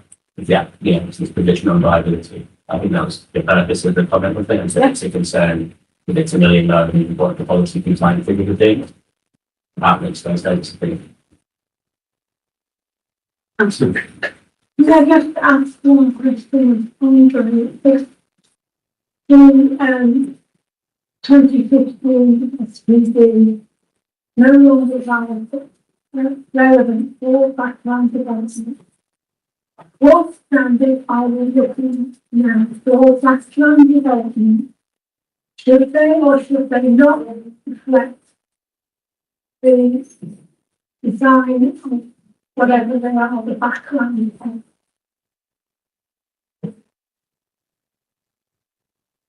Yes, so the 2015 SPD it's been superseded, and the new SPD doesn't have any guidance on background development. So in terms of let's talk about distances. We used to have the distance of 21 meters with back to back. So that is we don't have any definitive measurement, if you like, distance in the SPD. So what we are assessing applications on from now on is if we're looking at the quality of the design, proximity to neighbouring environment. If there's mitigating design factors in the scheme, then that's what office might have come with. Surely you can't see the feed timeframe with nothing. If it was there in the 2015 and it's not been replaced time with them, then surely it should stand. Yeah, that's a very good question. Yes, the 21 meter rule was a useful yardstick, but it's no longer mandatory. And on visual privacy, it's now assessed on context.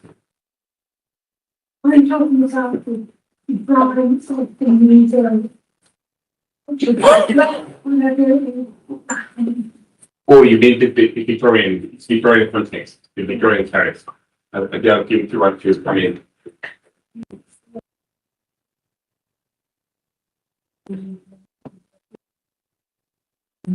I've been five days of engineering policy. I'm going to be related to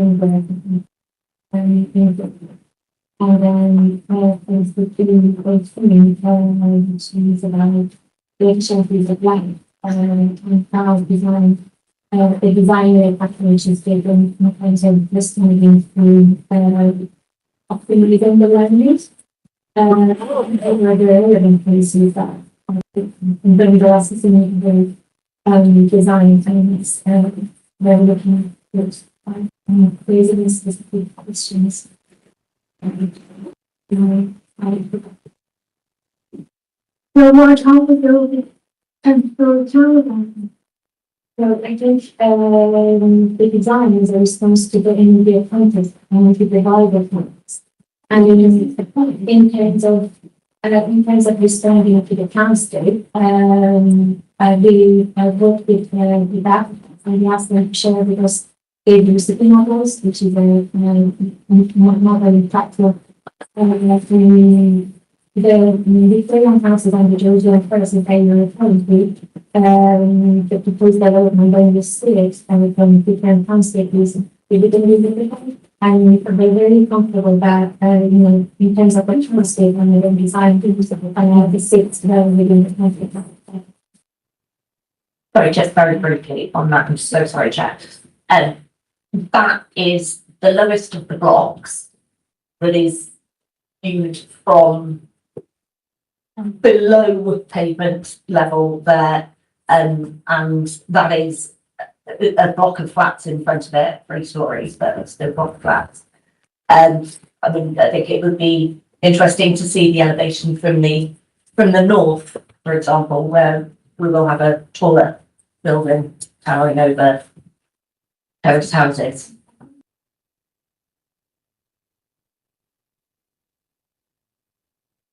on that. We need to do all the use from lower road foundation and from this northern the requirement. The thing with the city model is that it's a very accurate model. It's the same level as the visualization we use in a council study. And it shows the reliability and everything is there in terms of the model. It doesn't show the contextual, like the fabric, the architectural details, but the contextual effect of the existing devices. But what you see here is that the proposed development will be marginally visible on the top part of the present house. And this is just highlighting the red highlights the extent of the proposal. So that means that, the sorry, I understand that. Thank you, Councillor. I think we really need to consider the application we have in front of us. I think if you okay about this, I'm going to draw this back and forth to a close now. Thank you. Right. Do councillors have any further questions? Councillor Minister. Yeah, I would like to understand the superseding of policies more clearly. I don't understand how one policy is superseded, but it isn't in a different kind of way within affordable housing. I want to understand, how do we apply these policies? At what moment do we decide that the other policy now counts? And if only one policy counts, why are we not, what's the outcome of that? What happens when you say to the developer, actually it needs to be £4.8 million in lieu? It just seems so inconsistent that I can't quite follow how those policies can't be superseded in different ways. Yes. And I'll try to tackle that. So policies that we apply, the officers apply, are policies currently adopted by the council, cabinet, or any other body of the council. If policies are replaced by the latest policy, the old policy is not anymore in use, is being replaced. Something is missing from that. You just can't go back on what hasn't been replaced in the policy. You basically, as you have from Andre, you have to apply the current policy. So in terms of the specific viability question, I think that was answered the best by Dennis, saying that viability is subject to viability assessment. So 4.8 is what this policy is supposed to provide in terms of affordable housing contribution. However, that is subject to viability here desired by the applicant. This is in legislation, planning practice guidelines provided for developers to be set at the, I believe, between 15 and 20% profits. So this is something that they should be entitled to. As we heard about figures, what the applicant provided here, the viability for this scheme is 3.2 million, and the applicant has been able to reduce their profits to offer more.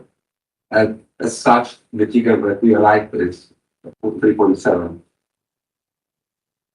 Does that help? Or is that, okay, so what else I try to explore on it? Well, surely we should be saying that we shouldn't make reference to the 3.2. That's what I'm not quite understanding. Surely the report should just reference the 4.8 and kind of say, well, subject to viability, and actually the developers can only put forward 3.7. But the report surely you can just say that. I can't speak for the outcome of the report, so I'm happy to invite Andrew maybe to explore on this. I just set the legal position for you, so.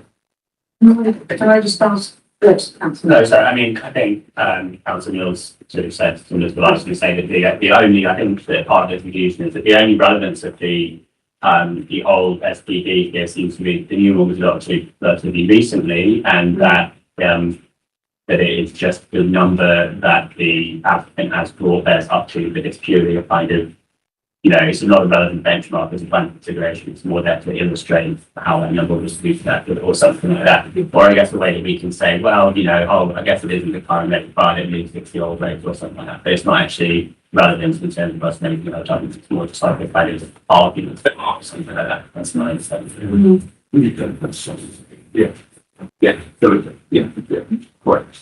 You can say, Councillor Livingston? Yes, on a different subject. So at the moment, I have three different views of how I'm going to vote on all this, and there's only really two options.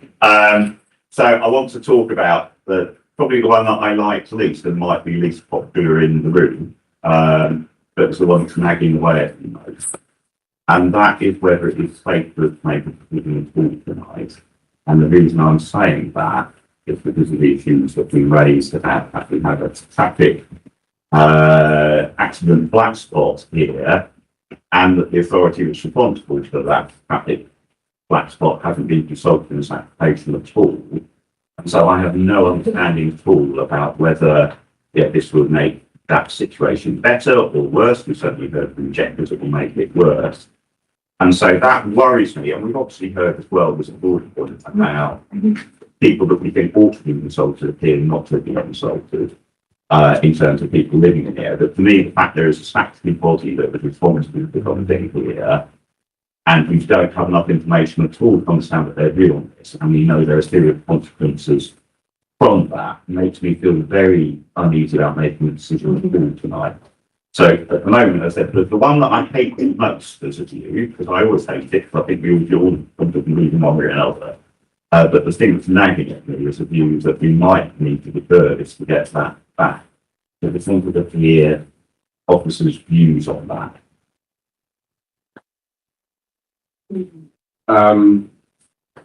Thank you, Councillor Livingston. I prefer you to respond that we provided to that point. It's on page 2 of this email document. Yeah. Yeah. Let me see. Yeah.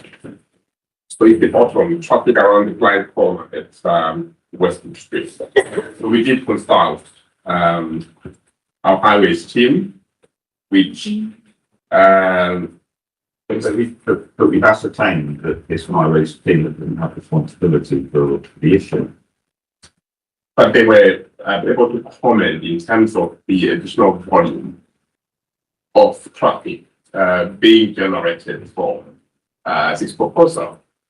So there is a net 7 vehicle movements per day from this proposal compared to possible 63 trips linked to the previous use. So what we are looking at is the actual number of vehicle movements generated by this proposal. 7 trips per day compared to the previous use, which was up to 63. So that's the comparison that they are making. And this access is about 35 meters from the Bush Road, Bestwood Street Junction. They demonstrated that there's sufficient visibility into the public highway. And thank you for that answer. What I wanted to cover, but my concern isn't the volume of vehicles this site might develop. It's the fact that we have accidents here, and we've heard concerns from all councillors that access and egress onto the site might cause additional problems for the site, which are not necessarily about the overall volume of traffic going down Bush Road. It's the fact that we, and from the diagram you have at page 119, we're told that we have cars that are on the Lewisham side coming round the corner because it's on the Lewisham side and losing control and hitting a wall, which is precisely at the boundary between Lewisham and Southwark, and is also precisely opposite the point of access and egress into this site. So it's not necessarily about the volume, it's about having somebody who has responsibility for that highway giving us a view about whether it's safe, which is not about the volume of traffic, it's about does the access and egress into the site create an additional safety risk over and above what there is at the moment. Councillor? Chair, can I also just add to the observation? I think it's the only way you can go up Bush Road is that one way. And so you have to come, the only way you can actually enter the site would be to drive in from Lewisham. Like you actually couldn't come in only on Southwark roads.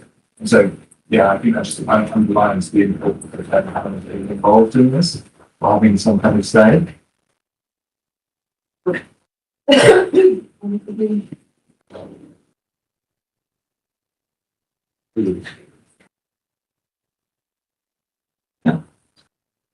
I also think there is a point about Thames Water being a bit more transparent about hygiene.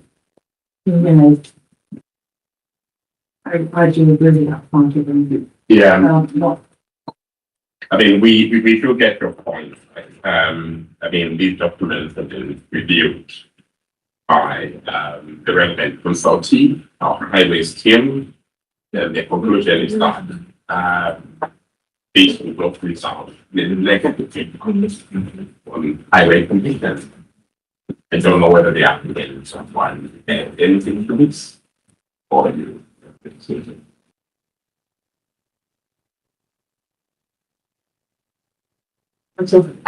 guess that's not really a point, and it's perfectly possible that Lewisham Council will say, yeah, that's absolutely fine. But I think the fact remains is that they are responsible for that road, and we should be they shouldn't be consulted in the Finistart response.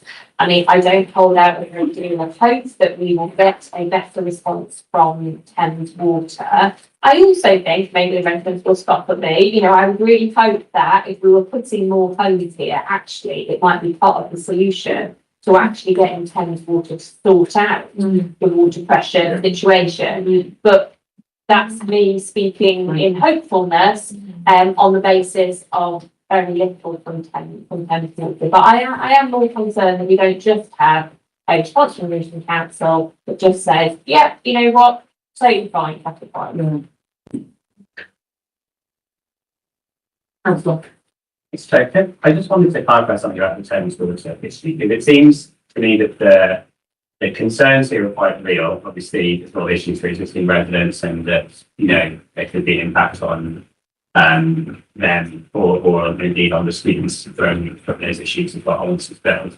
But I'm not totally clear on the relationship on I suppose our ability to impact this kind of important body one way or another through this process, and how that plays into our judgment as a planning committee. I think also to provide any clarification on this point, if we are concerned about the lack of communication from Thames Water, or indeed their kind of effectiveness or competence of the body, and how that plays into our decision making. Councillor. I don't know if I can, slightly add to that. It would be good to understand if we have got significant concerns about the capacity of the water supply in the local area, what would be the planning kind of reason or kind of requirement that hasn't been met that would mean that we would turn down the application on that basis? Is there grounds to do it on that basis, or is there not? I would probably suggest that councillors may consider adjourning to seek power information and quite specific what you would like this information to be. So, for example, for officers to contact Thames Water to explain the information about this or that, or highways team seeking power evidence about this and that. I think that would be to safer position for the council rather than turning down or refusing this application. But that's just one of the options. If I may add that for you. Looking at the addendum showing the Thames Water comments, they're quite detailed. And their conclusion is that they don't have any objections to the proposal before you on infrastructure capacity. So they're quite explicit in that regard, and not objecting to the proposal before you on infrastructure capacity grounds. Thanks, Dave. Just to clarify on that point, so in your email that we've got in front of us, you said they would provide a response on the 28th of November. No, it's in the addendum. I know it is, yeah, but is it right, am I right in saying that it said that it's basically copy and paste of the submission they made in January? Yes, so this is their this is their comment. But when you said they provided a response, they didn't really, because it was actually from January. That was correct. Yes, that was to the to the statutory consultation. But they just repeated themselves. They said the same thing again. Is that correct? No, Sorry, yes. January was the first presentation that came back. There was a error uploading the same comment from Southwark Council down the bottom. So the only commented in January. So the officer report didn't include the January comment. And when we looked into the matter, we found that there were already commented in January. So the same comment was just uploaded by error by the office. Okay, but is that a different comment to what they said on the 28th of November? Absolutely different. Same comment. Gotcha. Okay. So I just wanted to understand, because I understand that part of the complaint, certainly that the residents and the ward councils had, that they've not been engaging since. It doesn't really count that it's a respond on the 28th of November if it's actually what you said 11 months prior. You see what I mean? Okay. So I know that the response, does provide reassurance on some of the points have and so on, but I think the concern perhaps the committee might have is that it doesn't really engage directly with the concerns of residents.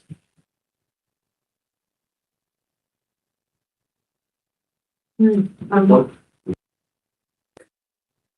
would we like to do then? Suggesting there's been some adjournment.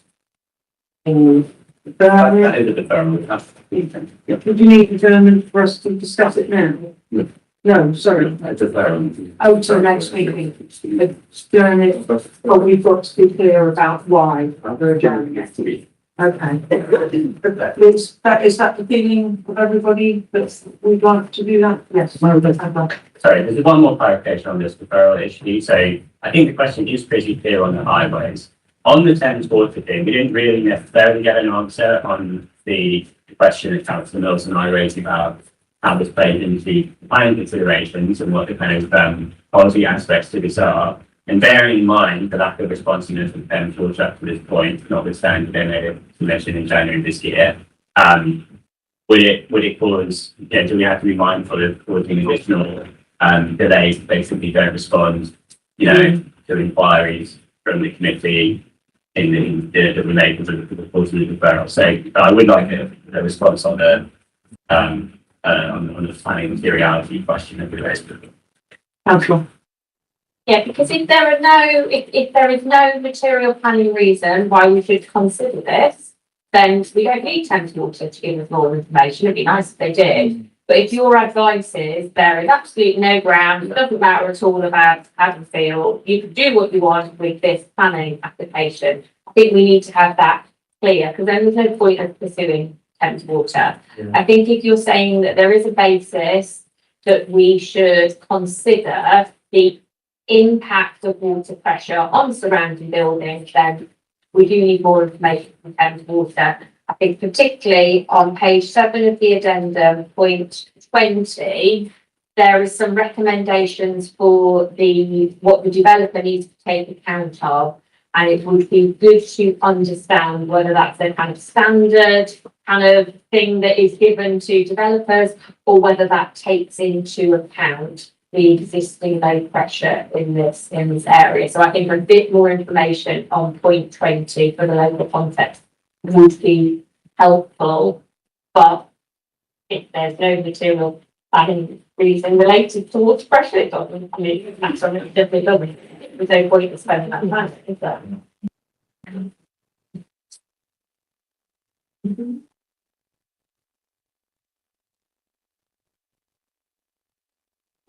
What is material consideration would be identified or should be identified in the report? So this question would be really for planning officer to answer because they would have all the details.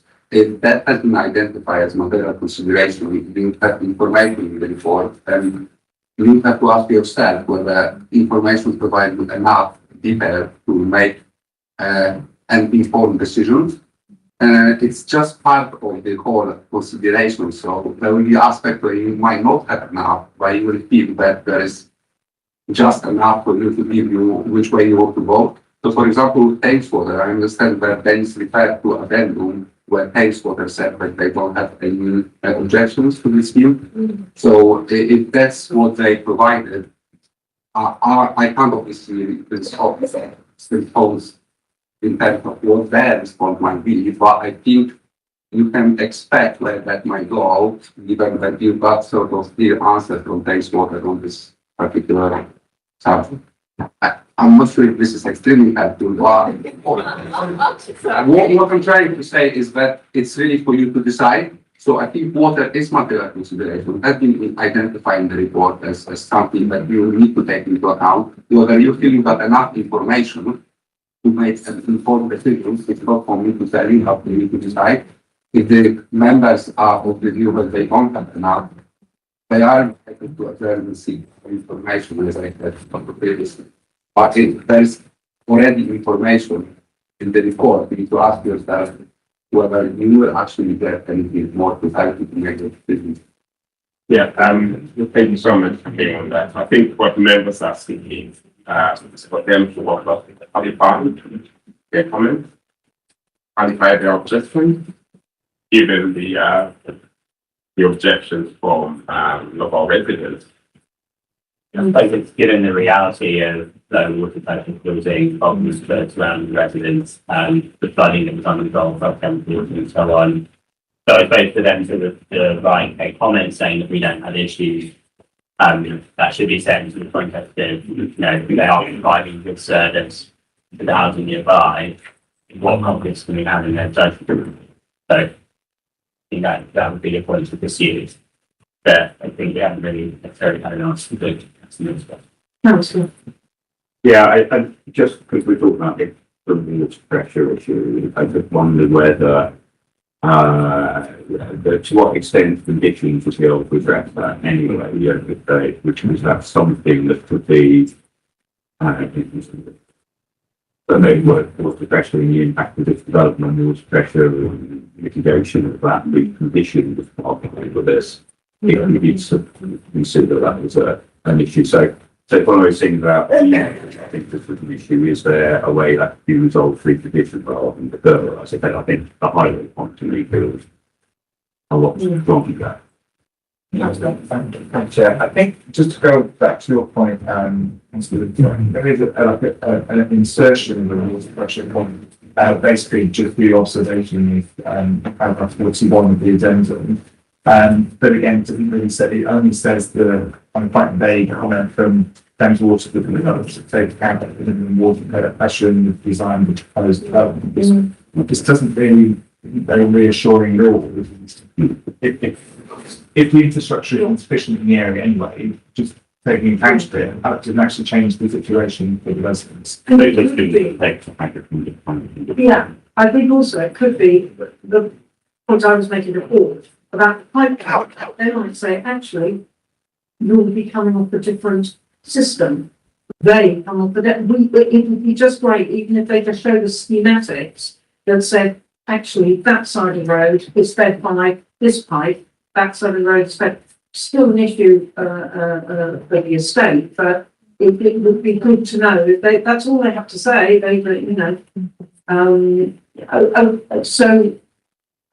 I think we're going towards adjourning to the next meeting. Sorry, Chair. I just wanted to ask a question about the deferral decision. Which you find, back to experience with the applications. But if we were to defer it, does that mean that when it returns to the committee, the only matter to be discussed would be that which we preferred, to get more information on? In other words, does the referrals mean that we are potentially accepting it, except for the matters that we then prefer to get more information about? Or is a future committee that looks at this looking at the whole application then? Not necessarily for a whole ground, but rather just does it constitute accepting the referendum or not? Essentially.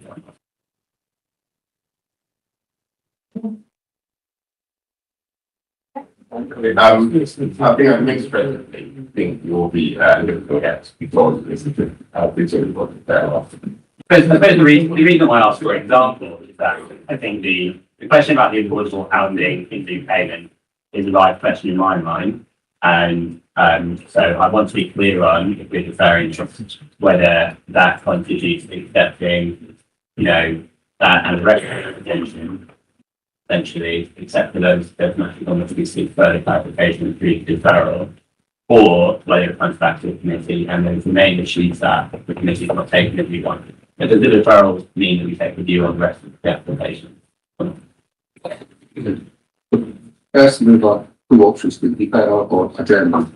Adjournment would be on the same panel and basically the will run as a fresh application. It will just be to continue the stop meeting at this point. Deferral would be for different levels, and you will have to run application again, you will have a presentation, you will have questions, you will have opportunity for people to comment, make solutions. So that's the first point I wanted to clarify. And then again, depends on what members will be mindful to do with that adjournment.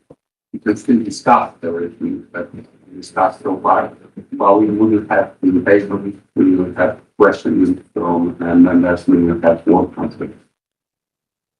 I think that's a very helpful answer for clarifying matters. Based on what you said, it sounds like the deferral is more appropriate because, particularly with seeking information, when henceforth we established we're not very good communicating, perhaps with people who haven't had that experience. Adjournment maybe could create a situation where we come back in weeks or months' time, we're very close to Christmas, obviously, and the committee's in a position where these matters are not fresh in our minds.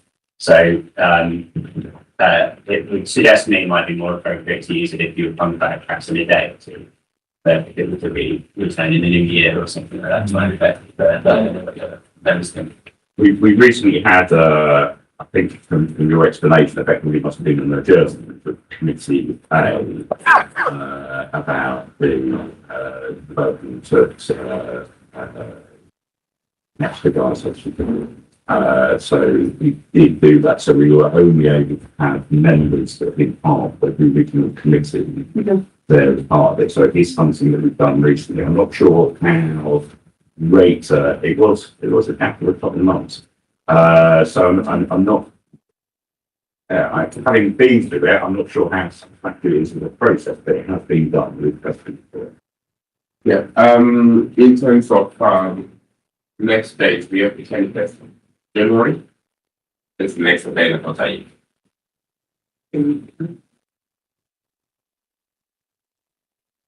Yeah, but we need to be clear on the marketing and policy that we're seeking.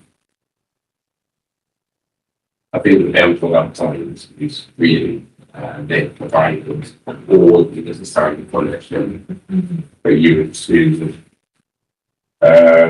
make a decision. And it's really for the developer. We did design and get development, which was that we said about the next time. Yeah. Should be units. We definitely, I don't want to further guys, but if it's, if we want to ask, I'm sure you'll be clear. It's on the developer, not in terms of. I know it's not on. It's been suggested that we take a very quick break and then go into closed session to discuss what we want and what we want to do going forward. But there's are people in agreement with that? I think it's great, but I don't know if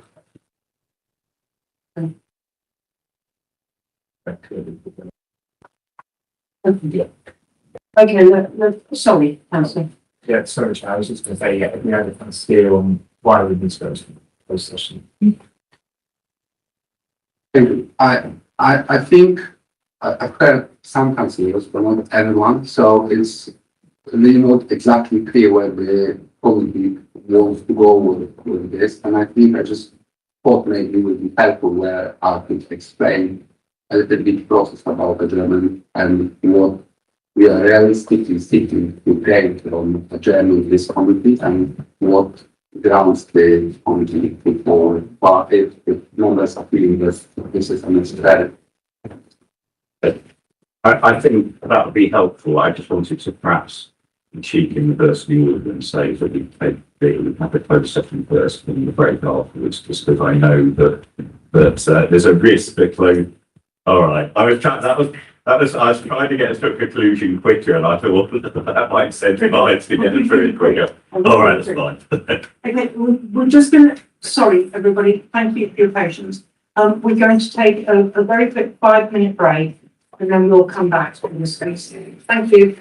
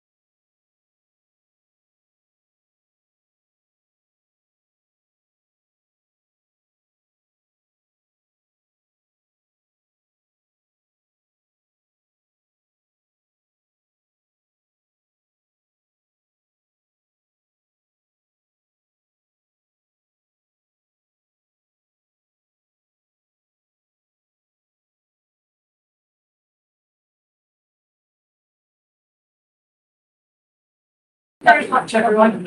A suggestion has been made that we might want to talk to the developer again, if they'd like to step forward. If they've got any answers or any thoughts they'd like to put forward. Thank you.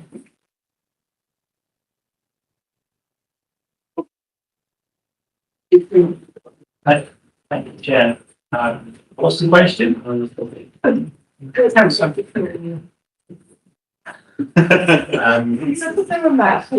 I think that this, I suggested it, and what comes needs to be say with the comments from the deputy around being the applicant responsibility to ensure this is more fresh on the. So and there was some discussion as well from accountability about possibility of the condition relating to this. So the question I want to ask is, can you provide any additional costing in the context of the issues in the area, given that we've had a response from Thames Water at the beginning of the year, which, albeit has some details to it, is not really addressing the nature of the area or kind of the fact that it has had good problems or the residents have experienced loss of ability pressure that's affected them greatly and so on. So I think the question is there anything that you can offer in terms of providing the assurance or actions that could be taken to ensure that Thames Water or the water pressure on the site is sufficient and would not be a problem? Thank you, Councillor. The headline position of Thames Water is that you don't regularly engage with or anyone as it turns out, but with the developer or applicant until the developer applicant has the planning permission, because if they don't have the capacity at the time or the wherewithal to deal with to them is an intangible prospect. They need something with the planning consent, but then the proper supplying conditions which are always to be attached, which then say here is the existing water infrastructure provision, here is the proposed development, this is the withdrawal requirement of the proposed development, this is how Thames Water would proceed to satisfy that.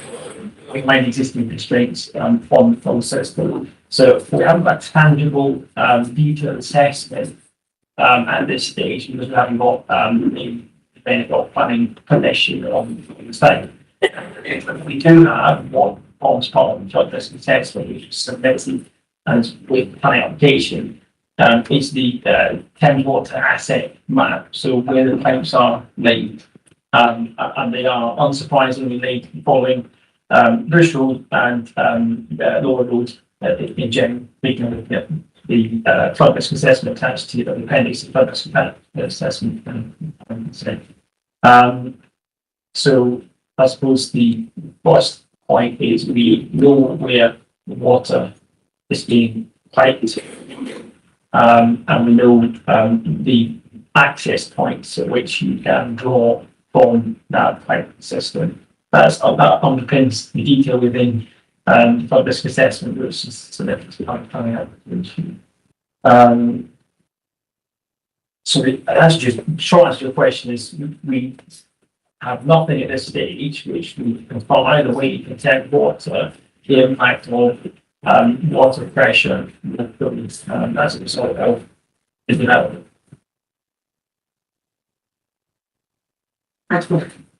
Yeah, just very quickly, leading on from that, you said that the water's either coming from a mains under Bush Road or Lower Road. Which does your development take it water from? Because obviously it's coming from Lower Road, then we don't have an issue we need to consider.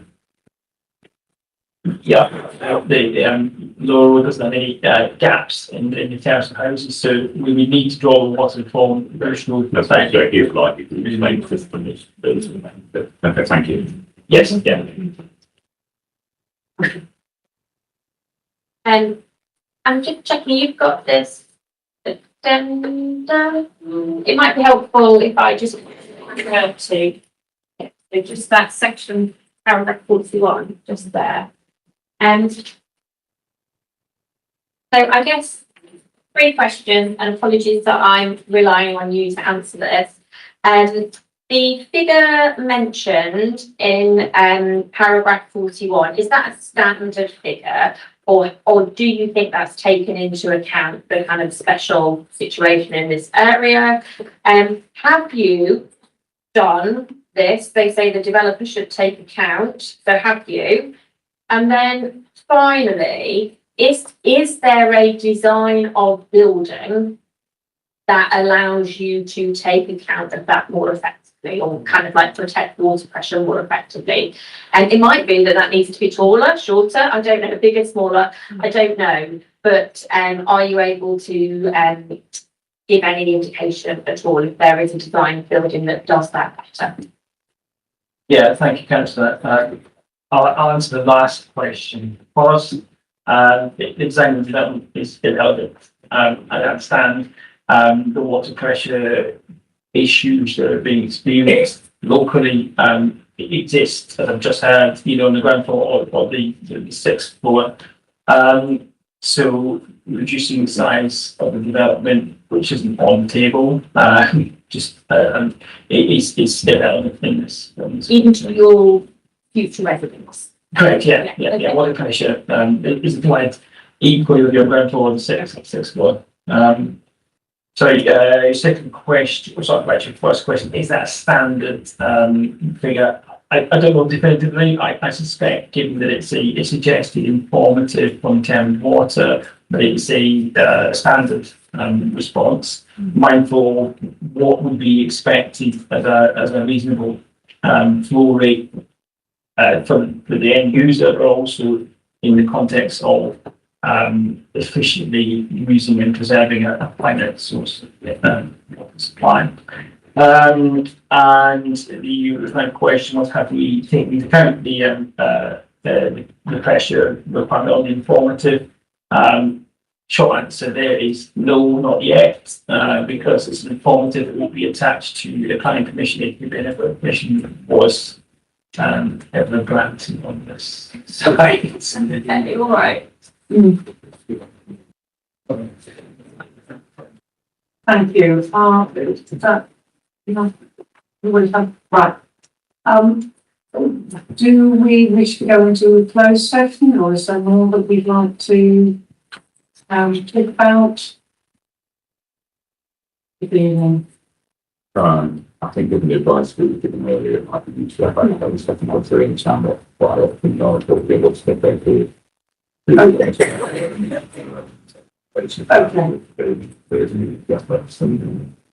Thank you very much. We are going to go into closed section now, so if you'd like to, you can wait just outside, and we'll call you back in as soon as we can. It still hopefully won't be too long.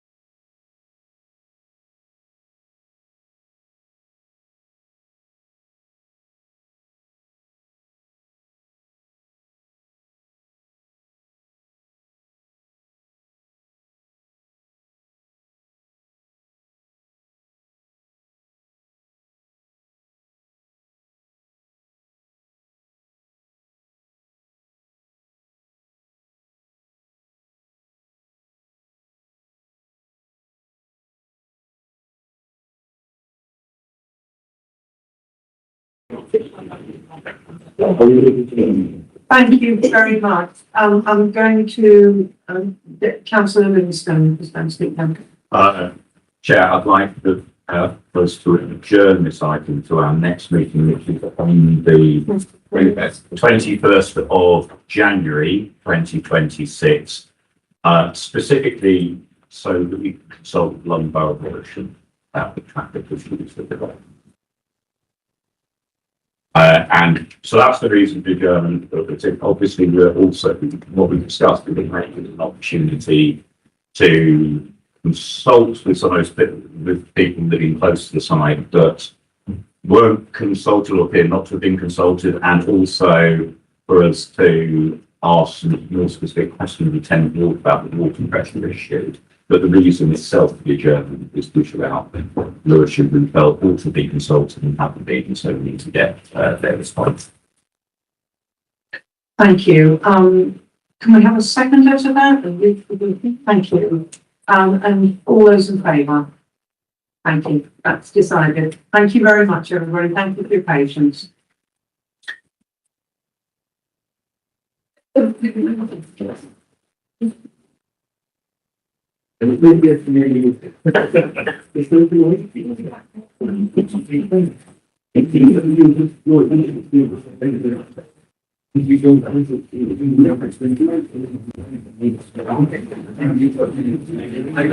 own the answer to one.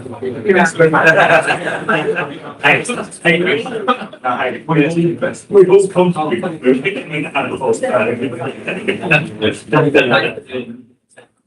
Thank you, everybody.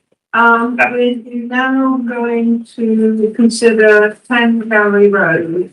London, Southwark, SE 21 780, formation 25 80 to 8 walls here. Thank you. I think it's about I think these were open the properties. Yeah, so no, so the Waterfield and gallery at the end. So I think the ladies are Waterfield. So these are, we've got, it's on the 10 Gallery as well. Oh, right, okay. Sorry, that's why I was putting it back around. If we're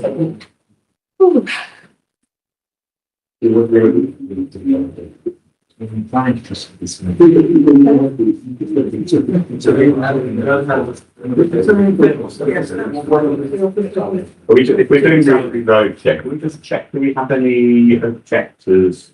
No, Nothing. Can I be, unless there's anything specific the officer wants to run us through it, can we maybe just move straight to questions on it? I know it's slightly unorthodox, but I don't. Might hold the time. Okay. No, I think the outside was a high comprehensive. Okay, that's fine. Yeah, so, you know, from, it's showing to present what? Okay, Sean, is everybody in agreement with that? We're going to do 10 Gallery Road, but it's just going to be straight to questions. If everybody. I would like a brief. Yeah. Okay. You know, it would be helpful to have a brief. Okay. I understand that's nothing, you know. That's okay. That's fair. It doesn't have to be, you know, and be a rapid one, though. It's like 50%, an overview as you possibly can. Thank you very much.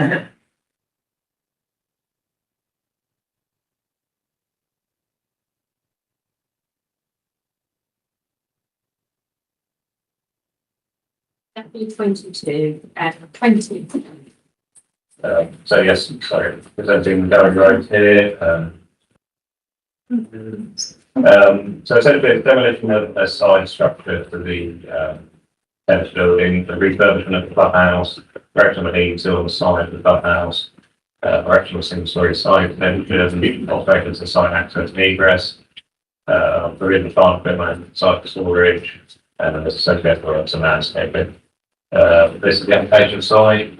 You're aware of it, Gallery Road, so to the north of that, by Picture Gallery, to the east is College Gardens, and south is Marks Ward. public footpath going east to west. That's the second map as existing.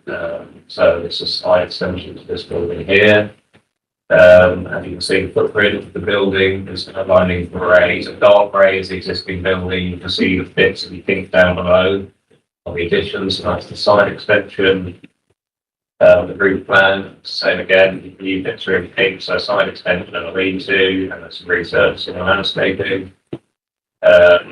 These are the elevations, so this is looking from where you walk into the side, looking south, you look here, it's like the path I mentioned earlier, but there's a high degree of screening between there, so there's trees and shrubbery in that gap. If we're looking at the screen now, we are stood sort of at the tennis court, looking back behind the building here, this gallery road. So this view here was still low small, albeit there's no shrubbery there, but it does exist in real life, and that's looking at the side of the extension. And this is the view, if we take away the shrubbery, this is all the sea from going road, like I said, it's fine, it's pretty much shrubbery. We set theirs to 150 meter radius with this sign notice, with a press notice. We have no lead injection, we have 3 levels of board. It's currently usually size outdoor sport and the tennis club. The primary, there's a clubhouse building, but that's considered ancillary to primary use. The plan is to change use proposed, and the sign is on MOL, which is green belt. In terms of policy exceptions, one of the exceptions is the extension on breaking of a building if it does not result in disproportionate additions over and above the size of the original building. So the extended building, sorry, is smaller in footprint and in height than the proposed. That's because it meets that test. The property isn't listed and it doesn't form the central listed building, but it is a conservation area. Like I said, quite dense shrubbery and trees around the site. Design and conservation team were happy with the proposal and they recommended addition containing 2 material samples and detailed design drawings. Consider the extension to custodian, the clubhouse, and character and heritage conservation area. In terms of neighbouring amenities, some distance from the nearest property, which is at 4 College Gardens, about 90 metres, so we're not anticipating any impacts from neighbouring amenity. Landscaping trees, so there's 80 trees within the application site. The breakdown is there. The proposal will remove the development proposal to remove of 5 trees. So that's 2 category C and 3 category U. And a remainder of 3 words of sort of trimming and ground lifts. Information of what the trees are below there. The other authority team was satisfied with the works and recommended that condition to protect the existing the trees aren't being in terms of biodiversity net gain, but there's actually a 10% uplift, which means there. In this application, we've achieved an uplift of 10.47 in area habitat and 11.29 in hedgerow. And then each one we subject to the biodiversity gain plan conditions to ensure that the environment is met. Just to cover a question, the loss of trees was picked up in that, so it offered 5 trees picked up in the assessment and then the uplift has been provided again on site. In addition to the legislation, there's also a policy of biodiversity, so the applicant's given us a preliminary proposal, and that sets out a few recommendations in effect of species and habitat protection, as well as providing bird platforms on site and those conditions 9 and 6. Noise and vibration, so like the school before, the site's some distance away from the nearest neighbouring property, notwithstanding, we still recommend provision to ensure that mark noise range remains within acceptable levels.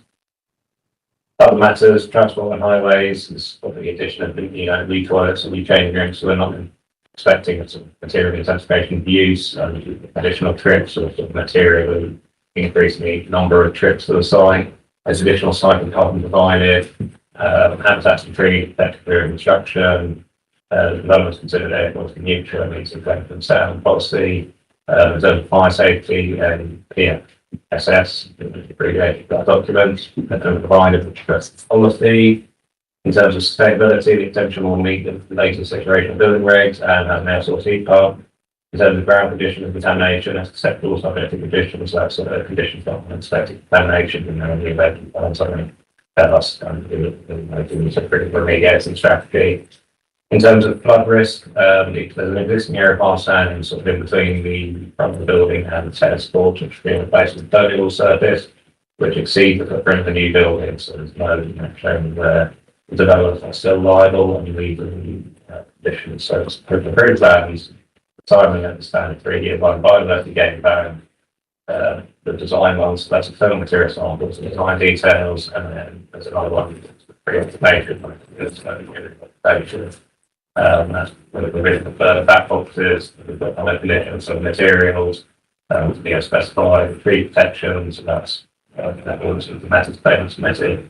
Habitat protection, so that's protecting the hedgerow, that's a 2 metre up on the hedgerow, plant conditions, get in the event it gets very noisy, we have some input enforcement on that. And expecting that's the better possible for us. Okay. Thank you. Any questions for the officer? Yes, Councilman. So the report talks about the fact that this won't lead to intensification of use of the site. I mean, I guess I'd quite like more intensive use of the site. I think that would be a good thing. But it would be good to understand what it does therefore provide. Is it the case that it provides kind of disabled toilets or better disabled access? Is it the case that it provides, more, I don't know, ladies' toilets, children's changing rooms? It would be good to understand exactly what we get as a result of this application and why that's a good thing in terms of community impact.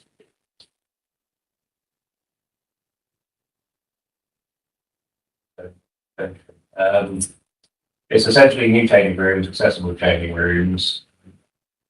See here. So part of the works across the site of redoing the palms, so they're more technical gradients in terms of accessibility.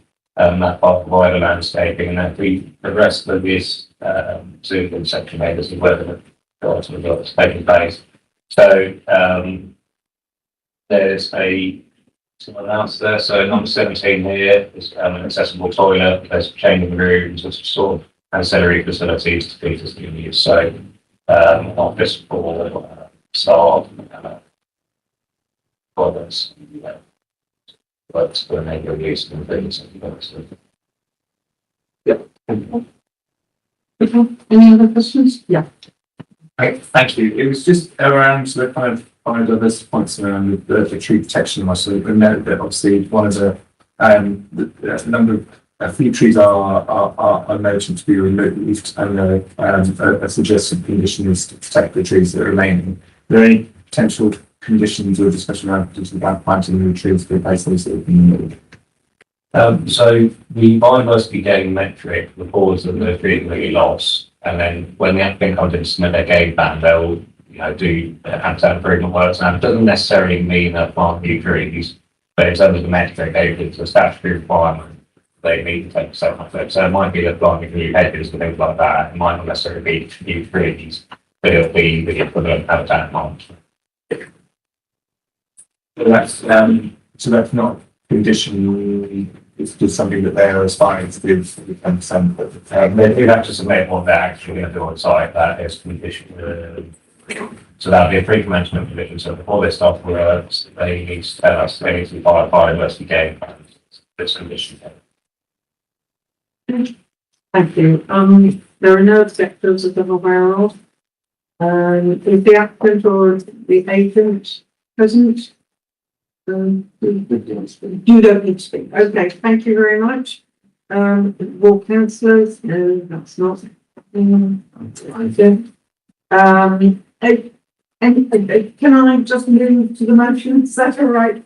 I'd like to move that we adopt the officer's recommendations as set out in paragraph 1 of the report on page 61 of the main agenda pack. Any amendments and conditions during the hearing. Sorry. Planning application permission be granted subject to conditions as set out in the report. Does any member of the committee wish to second this? Thank you. All those in favour? Thank you, that's carried. Thank you very much. Okay, and now we move to the. I will get that. The next one we're going to consider is Watersfield Park, London SB1, Food SP application 25AP 1899. Would the officer like to present? Thank you.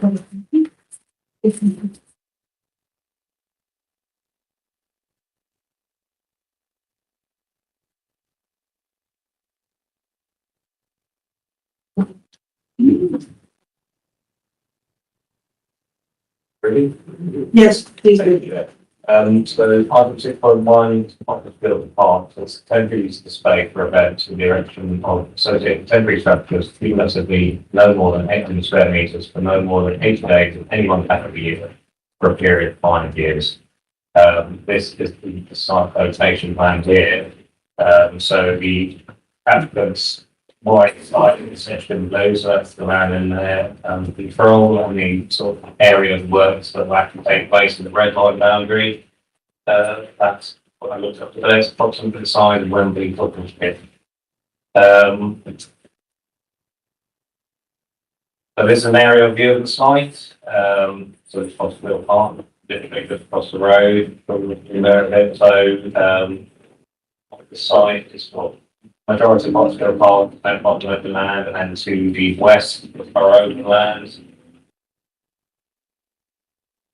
In terms of heritage assets, so there's a few listed buildings around Tower Bridge itself. There's also a great one listed across the road, across the river. Is a UNESCO World Heritage Site in the Tower of London. There's conservation areas, so Tower Bridge conservation areas to the east and two big conservation areas to the south. In terms of the planning history, this has sort of been in a few times. So it was initially in 2015 for an overseeking period of 66 days, which involved there. In 2020, it was up to 75 days, and there's sort of no material difference between what's previously approved beyond the 5 additional days.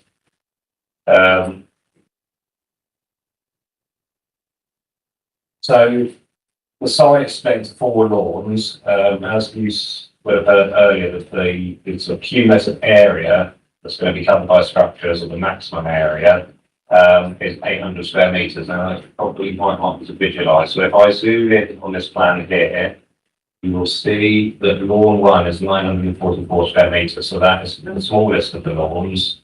And it will be smaller than that. So that's about 944. So it's probably about 80% of that just below.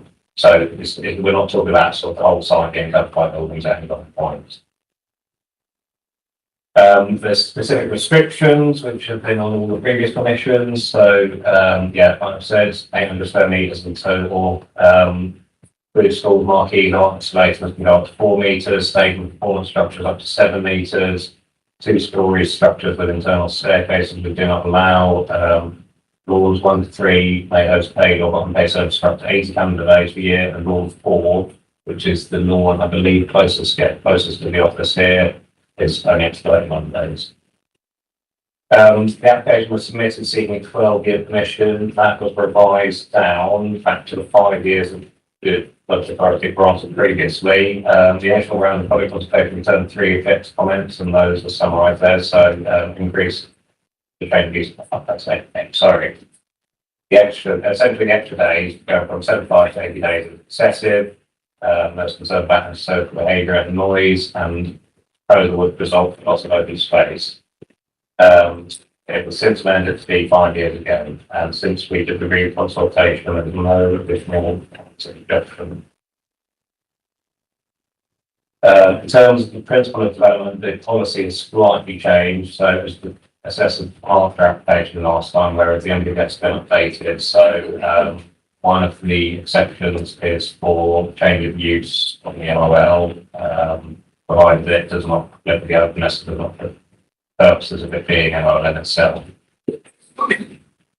In terms of openness, the openness of the absence of built form is agreed to which man is free for development both in a sort of physical and visual and spatial sense.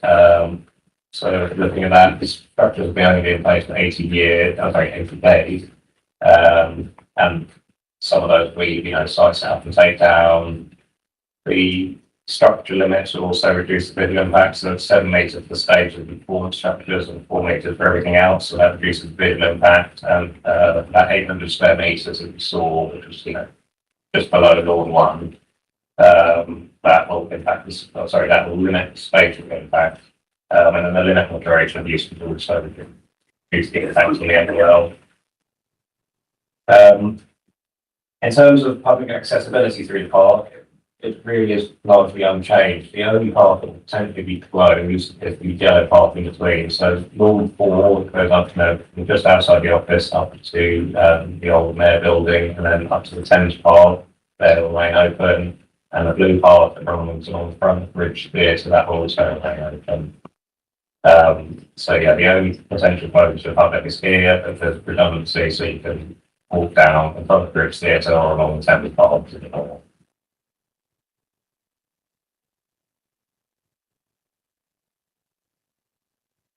So this requires sets out the purposes of the MRL and their policies and the London plans, proposals to improve access to MRL and enhance product quality areas. Our local plan policy highlights that open spaces are vital for residents and visitors, serving purposes such as sport, exercise, relaxation, socialising, and concentrating, and using the park for events is consistently focused on all that. Yeah, so overall, the openness is considered preserved, subject to the restrictions on previously.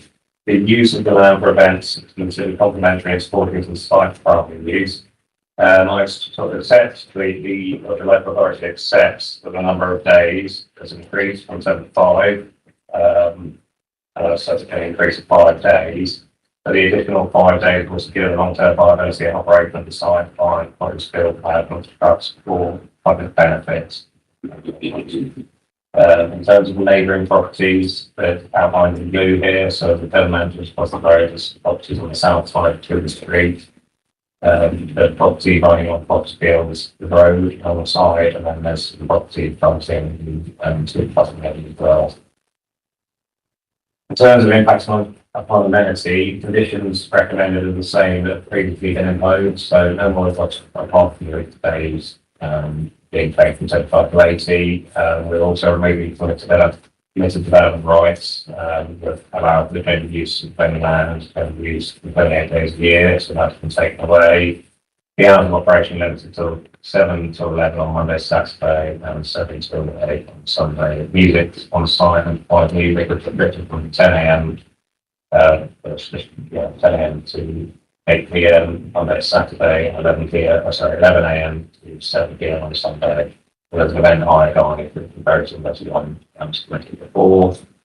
In terms of biodiversity and trees, so the 2 London plane trees with TPOs to resident for the highest level of protection. There are various other trees that need to be protected. In the previous schemes, we've had a condition that requires tree protection plan to be submitted, and that has been done so in the previous schemes. We also have a condition to remediate ground. So tell us what methods we're going to use to re-establish the ground and remediate the ground after each event. Since the previous application, biodiversity net gains, like statutory requirements come in, there are certain exceptions to that. So for this site, the condition as said by the ecologist has been found to be low, and that's both the applicant's ecologist and our statutory controller and our internal consultee. And following the development, it will remain low, so there's no change there, so benefits from the mayor's section. We've got an additional condition this time beyond the ND legislation to ensure that the habitats are managed and monitored throughout the event. And then, the recommendation is the park protection. So it's recommended a further temporary use of the open space for events, with the erection of associated temporary structures, cumulatively no more than 800 square metres or no more than 8 days of any one calendar year for a period of 5 years is granted, subject to. Thank you, Constance. Thank you. Thanks, Chair. In terms of the impact on the community and how that's done, can you give any more guidance on how to take, I suppose, how to balance these in planning terms? The key difference here being, I mean, I was going to ask this as well, though, is there any material change here from last 5 years other than the day length, or is it basically just the additional 5 days? So that's really the thing that we're looking at, I suppose. And could you give any sense of how that impact on immunity is balanced in planning terms about what becomes, a significant material law, whether it's purely just a matter of judgment there? There was some notes having that. So it can also be a matter of fact, because this is an existing risk. So you might have complaints from those feelings. So part of this, I think we need to remember that that part of like that is open. So anyone can look down there and make anyone knows, regardless of whether the evidence space is there. The other part was that I have checked the planning enforcement team, so they investigate breach of the condition. And as far as I can see, there was no breach of condition on any of the historic schemes. I was looking at our own meeting as well, submit their food safety banners and everything to ask for fire events. And then the other team, do sort of noise and environmental nuisances, the environmental protection team, and I've checked with them, and they're saying that any reports, that's fair back. And any reports, that's actually. But far as I'm aware. I just wanted to understand the investigation can increase from 75 days to 80 days. But to understand the reason why I can see in paragraph 27 of the report that something says justifications, but to me they kind of seem to be more arguments and mitigation, or to say that these things won't have a support impact. I really don't understand why the applicant wants to put 75 to 80 days and not really got what benefit to the why 75 to make that. No, I think it's something you have to be as the applicant, yeah. But you've got something you do. Yeah, so it's about balancing the minimum viable impact on the NOL.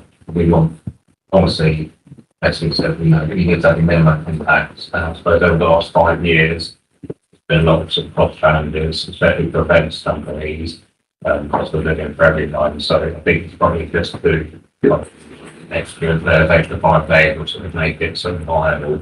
The positives, that's seen that in the past, sort of outside of events, but maybe that's close to them. But yeah, Okay, thanks, Gary. It's also just kind of an observation that obviously we've already extended the permission granted from your 2015 permission that was 56 days, although 66 days, then up to 35 with the observation. So, I'd be curious to know if this is in 5 years' time, do we expect that's what we then expect it to be raised again?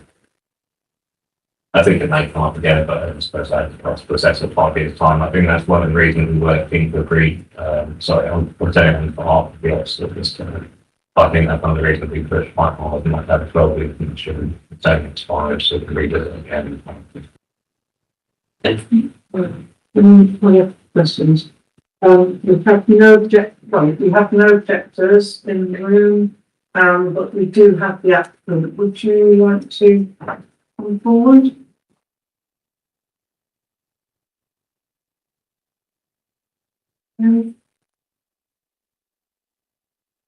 Do you have a 3-minute speech, or would you just want to answer a question? I do have a 3-minute speech, but I will cut some of the back. And like the said, the trust was founded in 2005, and obviously we're aware of a lot of changes since then. I should say, sorry, I'm Sheila Benjamin, I'm the Chief Executive of the Park Management Trust. There's been a lot of change, and we face considerable risk as a result of the current developments around the park, including one that is actually coming onto our planning for about 2 years for a private house, which was granted permission in fact 7 or 8 years ago. So that risks, we've already got examples of event plans for other venues because of the current films and works that are going on. We raise the majority of our income to run both Pottersfield and Fields Churchyard from events, hence the request for the days, which is also on Churchyard in 2017. This operated model to save the council hundreds of thousands of pounds a year. We've managed events successfully for 20 years. We survived the pandemic with no financial support. Without the postponed Euro 2020 football village, which happened in 2021, we probably wouldn't be here today. But complete clarity and reassurance, this application is for 80 days to include rig and dealing days. It won't double, it won't put the park out of use for 40 weekends, as has been suggested, and events vary from a couple of hours to 7 days and are spread throughout the week. And all the 80 days be in addition to permitted development rights, which will only apply to us if there is no planning issue. We think that withdrawal is a very big step, which won't have any effect on us over the next 5 years if we send funds today, but may cause difficulties for others later on and when our lease ends in 2037. As has been explained, we receive very few complaints today about musical noise from events.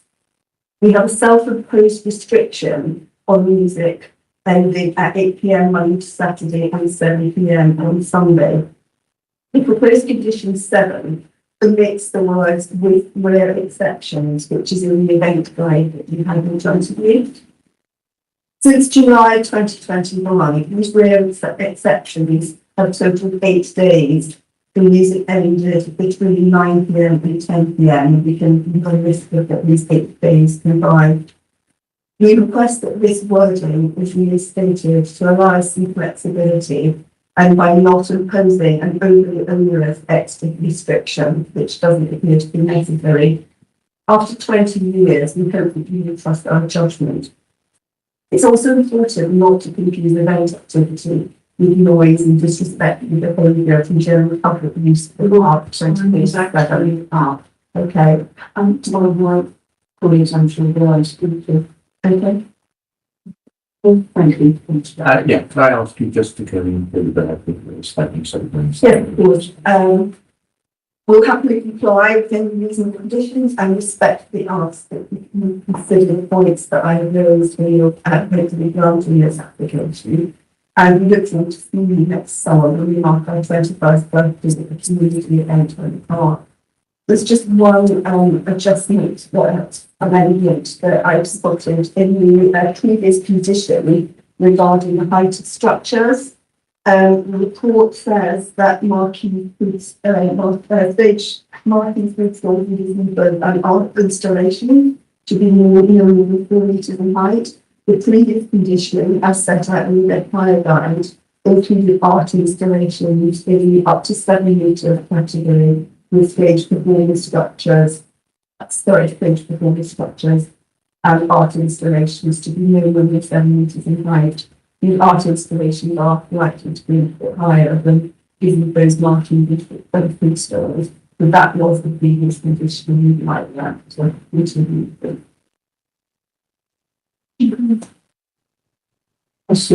Okay. Just a quick one. When we were seeing the progression of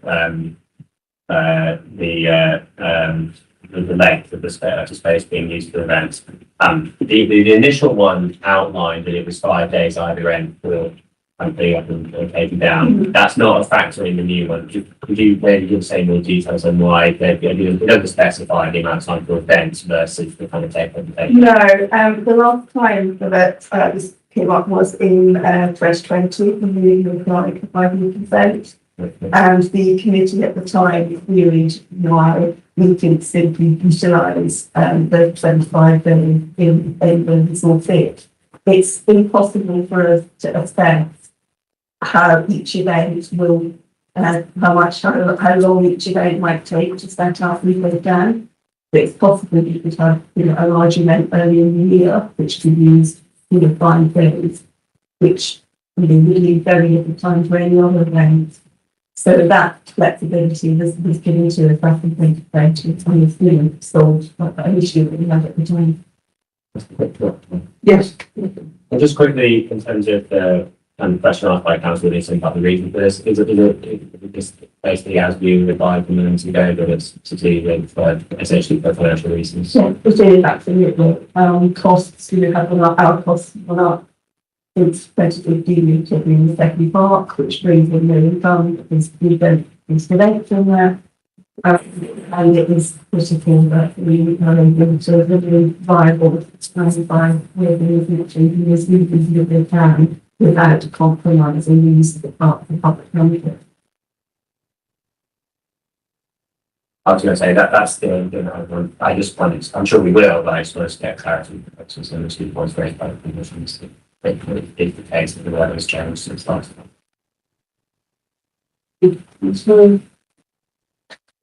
Thank you. Yeah, I was just going to understand, so the other part that you took on was at the churchyard. Fire escape is only from. Yes, of course.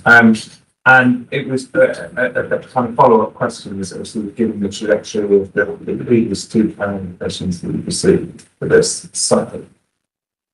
Obviously, you don't want to kind of prejudge, you don't know what's going to happen in the future, but is the trajectory of the again, in the future, it's likely that cost pressure will continue to rise, and so we'll be in the same situation, looking at an extension even further in time. I doubt that costs will come down, but our primary objective of a not-for-profit organisation is to manage the park for public benefit, including the provision of recreational facilities. And we ideally would want to come back in 5 years' time and ask for their days, because we appreciate that residents and other community organisations may not appreciate that. We'd be likely to still have final objections when you do it from England.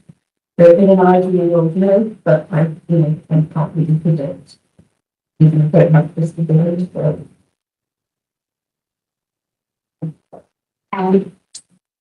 So the primary reason for the extra days is for the financial income.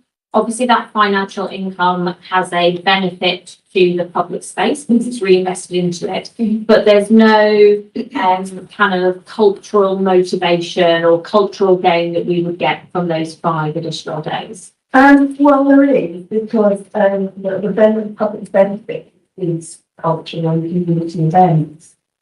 And cultural events, depending on who's running it, do bring in income. Community events often don't, or reduced amount of income, because we need to do that. The community, we reduce fire charges, we waive fire charges in some circumstances, and we work with local organisations on the production of these events. And I've got a couple of questions. I do one first. So, you are responsible for the management of the field and also for St John's Churchyard. But there's no expectation at all that you need to generate money that funds other elements of some parks. It's just those 2 works. Okay, no, that's fine. So it's all reinvested into those 2 green spaces. They're not for profit. No, it's fine. And then final question: if we were not to grant the 5 days and 5 additional days, what would be the kind of implications?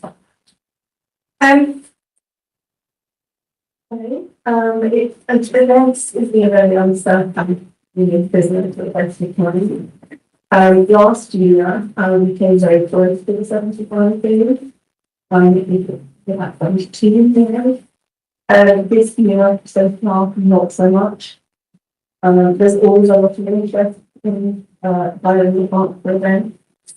Clients go for other venues for all sorts of reasons. So I think we don't know. But we don't want to be in a position in a very good year really having to bring it down the road because we're a couple of days short. Thanks, Chair. I just looking to kind of get a sense of a little bit more flavour as to the kind of events, organisations you have coming on the World Cup, but we keen to kind of get an indication of the range of the offering for use of the land, and also I can obviously assume that the majority of these days are going to be focus and concentration in the summer months, but do you give a kind of indication of how these days will be spread across the year? Yes, I mean, they are mainly concentrated in the winter months, mainly between April and October, but not entirely. There's a mix of events. There are cultural festivals, like New Year's, whatever those successful. Is that festival? We've had a new sort of Turkish tourism festival. We have a number of charity challenge events, whereby charities are run and we use the park as an event hub. So people will start the park and then the park and the park. A lot of marketing activations, so product launches, sampling events, which the beauty product, the new food launches,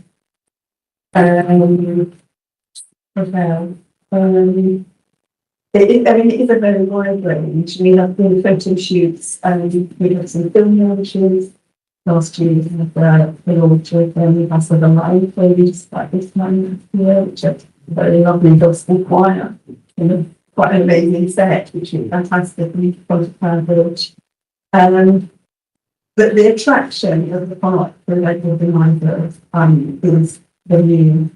And if you want to promote whatever it is you promote, and to say, you're in London, the Tower Bridge and the Tower of London, which is it all. It's also quite a popular location for filming. Some of which is very small, with only one person in the camera, and some of it which is a bit bigger and runs over to the roads. Thank you. Any other questions? No, thank you very much. That was very comprehensive. Just to clarify on the structure, on that, I don't think there's a specific condition beyond the condition to hit the event high guide. Yeah. I've gone back to event high guide, and it does say so that just to get up the conservation can be something. Yeah. Thank you for doing that. There aren't any other people in the room, like supporters or ward councillors. So are there any other questions, or can we? So there was one. Oh, yes, no. There was one other thing as well. It was to do with the phrasing around exceptions to the limits placed on them. I'm happy to the elements and conditions. Well, to check in the case that it was in there before. So it's this condition. I need to go back and check through the previous condition. It doesn't look that much as well as the stuff you're going to working on now. I mean, I think I'm satisfied based on the history's it's been 8 years of operation with the president complaint first. But I think there is also I think it's legal and licensing requirement going as well. So this is an extra safety net licensing. Yeah. Thank you very much. Everybody happy that we move for vote? Yes, certainly. So I'm really happy to support the 75 days, but I'm not happy to support the other days. So that's fine. I'm just telling you that that's the case. If other people are minded to support the 80 days, so be it. Thank you. Right. We'll now move to the vote. I will call voting members individually. Oh, sorry. I would like to move that we adopt the officer's recommendations as set out in paragraph 1 of the report on page 12 of the main agenda pack. Any amendments to conditions during the hearing and any amendments. Recommendation that the planning commission be granted subject to conditions set out in the report. Sorry, I just want to double check. So it sounds to me as if Councillor Mills was moving an amendment, so don't check whether anything's willing to second it. Okay. Please do. Just the. Okay.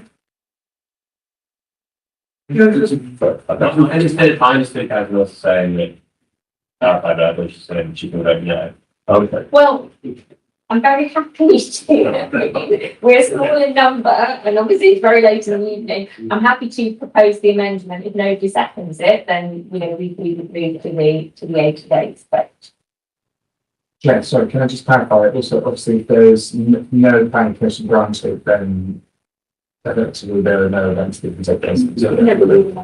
Yes, that needs to pass, or else there is no going first. Okay, would you like to propose the amendment then? So I would propose that we, the 80 is replaced with the 75 days, so it's identical to what we agreed 5 years ago. Thank you. Is there a second of that? Okay, thank you. Just to confirm that amendment as formal. No, sorry. So I go back to what I said before, and then, my recommendation is that the planning permission be granted subject to conditions set out in the report. Does any member of the committee wish to second this? Thank you. All those in favour? Thank you. That's carried. Thank you very much. Yeah, like, I was miserable, what I said, I was in a similar place to you. Sorry, I forgot to add your, I do apologise, I forgot to add your. Sorry, all those in favour?